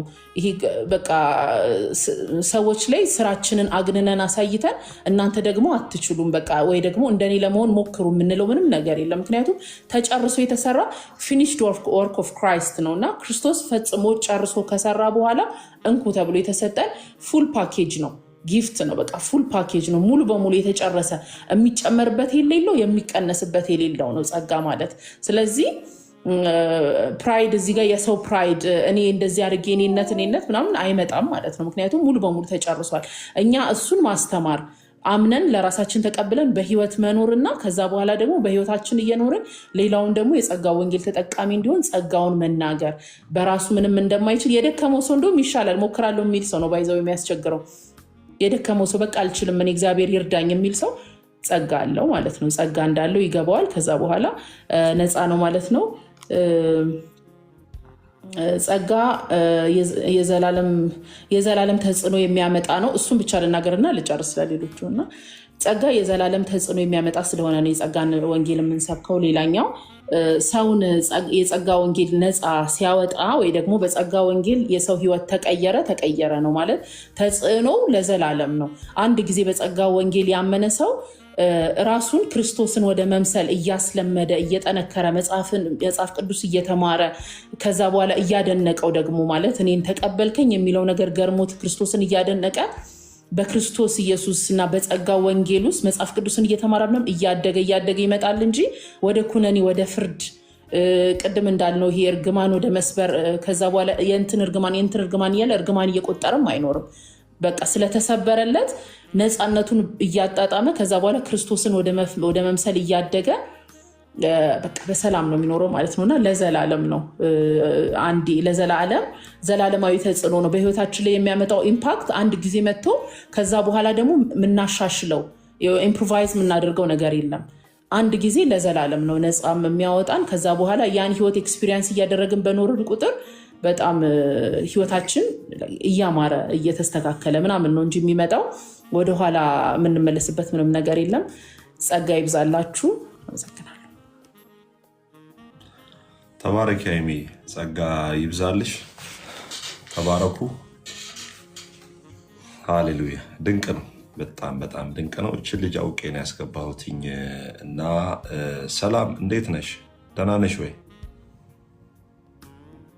አለው እግዚአብሔር ይመስገን። ኮሜንት ላይ አይቼ ነው እዚህ ቤት መከታተል ከጀመርኩ 3 ቀኔ ነው። እግዚአብሔር ብዙ ለወጠኝ ምናምን ስትይ እስቲ ንገሪን፣ ደስ ብሎኝ ነው። ኦኬ አዎ፣ ማለት እኔ በመንፈሳዊ ህይወት ደክሜ ነበረ። ንስሐ ገብቼ ማለት ቸርችን መከታተል ከጀመርኩኝ 1 ወር ነው። በዚህ 1 ወር ውስጥ ነው መጽሐፍ ቅዱስ እያነበብኩኝ የጸጋ ወንጌል መረዳት የሚለውን ነገር ከዚህ በፊት በጭራሽ ተሰብኬ አላቅም። የትም ቦታ ሰምቼ አላቅም። ማለት እንደዚህ አብራርቶ ያስተማረኝ በቃ ሰው የለም። ከዛ አጋጣሚ ነው በቃ ወደ ቲክቶክ ሲገባ አንተ ላይ አየሁኝና ገባሁኝ። ከዛ ስገባ የጸጋ ወንጌል መረዳት የሚለውን ሳይ በቃ አትውጭ አለኝ። በቃ እኔ ዝም ብዬ ላልፍ ነበረ። ከዛ ተማርኩኝ። ከዛ ማስታወሻ ይዤ መጻፍ ጀመርኩ ማለት ነው። አሁን ራሱ ስታስተምር እየጻፍኩ ነበር። ምክንያቱም ብዙ ነገር ነው የገባኝ። በፊት በቃ የሆነ የህግ ኃጢአት እያሰብኩኝ እኔ አሁን ማለት በደሎችን እቆጥር ነበር፣ የሰራሁትን ኃጢአቶችን እቆጥር ነበር። ከዛ እንዴት ነው የኑል ኃጢአቴን በጣም እግዚአብሔር ይቅር የሚለኝ? እንዴት ነው ይሄ ነገር እንትን ማለት የምችለው? ኃጢአት አለመስራትን እንዴት ነው የምችለው ብዬ በጣም ማለት እጨነቅ ነበረ። ግን አንተ ቤት ስገባ ብዙ ነገር ነው የበራልኝ። እግዚአብሔር ይባርክ። እግዚአብሔር ሁላችንም አብዝቶ ይባርካችሁ። እሰይ። የሚበላውን ሰጥቶት ይሆናል። የምበላውን አባቴ ሰጥቶኛል። እንኳን ጌታ ረዳሽ፣ እንኳን ወደዚህ ቤተሰብ መጣሽ። ጌታ ኢየሱስ ክርስቶስ ጌታ ይባርክሽ። ከዚህ በላይ የጸጋውን ወንጌል በመረዳት ከኃጢአት ጋር ትግል የምታቆሚበት የድል ዘመን እግዚአብሔር ያድርግሽ። በቃ ቤተሰብ እናደርግሻለን። አሜን። እሺ፣ እግዚአብሔር እናንተን ይባርካችሁ። የት ነው የምትኖሪው? እዚህ ኢማራት ነው የምኖረው፣ አቡዳቢ። ናይስ። ተባረክ።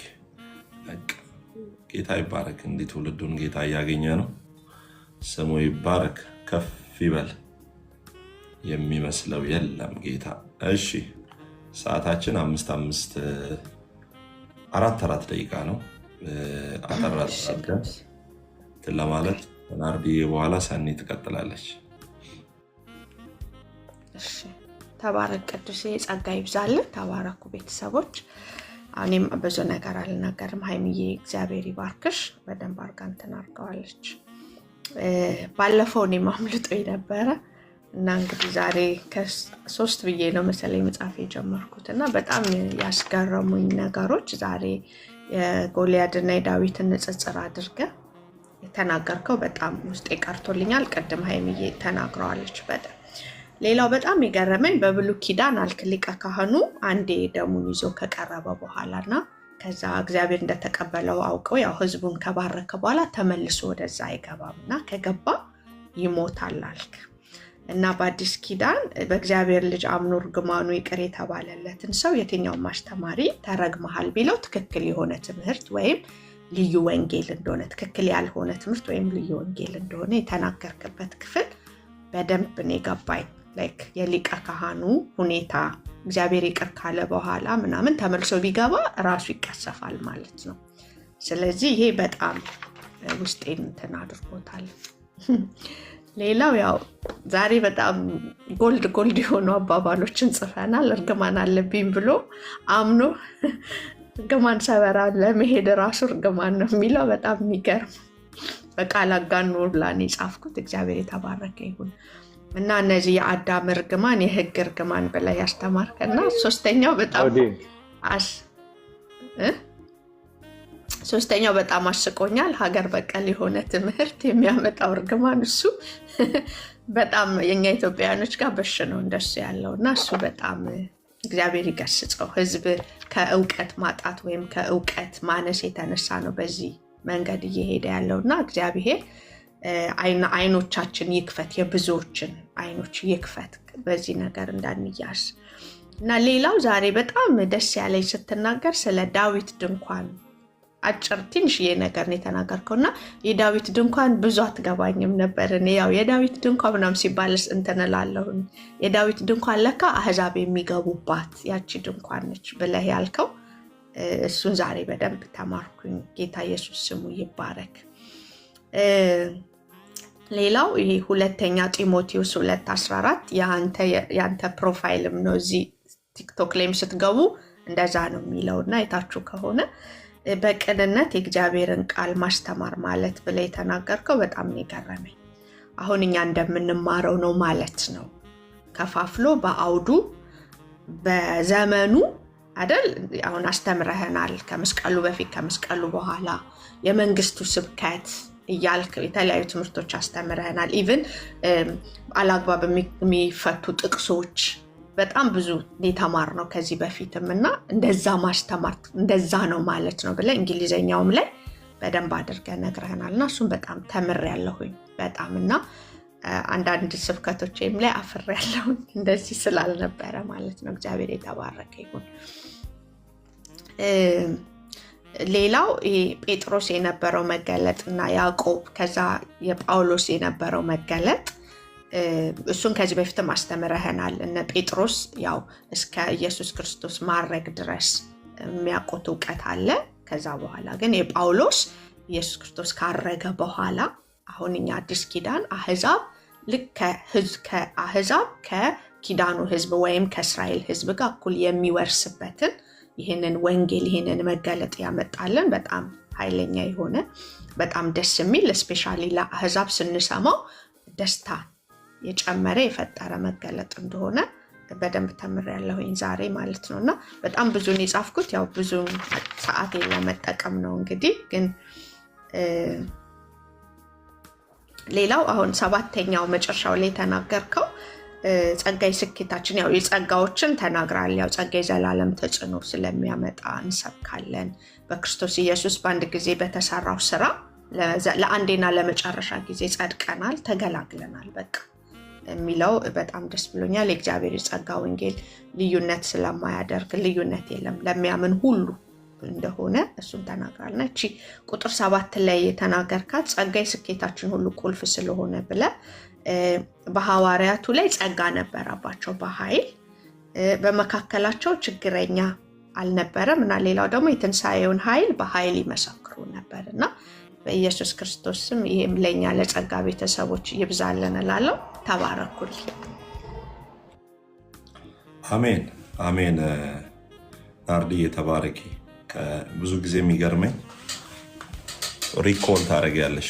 ረጅም ጊዜ እንኳን የተማርናቸውን ትምህርቶች ሪኮል እያደረግሽ እንትን ስለምታደርጊ ያን በጣም ደስ ይለኛል። አንዳንዴ ከዛሬ 2 ወር 3 ወር በፊት ያስተማርኩትን ሰው ይረሳል። ከዛ ስናገር እንደ አዲስ ነው የሚሰሙት ማለት ረስተዋል ማለት ነው። እና አንቺ በደንብ ስለማትረሻቸው ሌሎቻችሁ ጭምር እንደዚህ ስለሆነ ጌታ ይባረክ። ጸጋ ብዝት ይበልልሽ ናርዲ።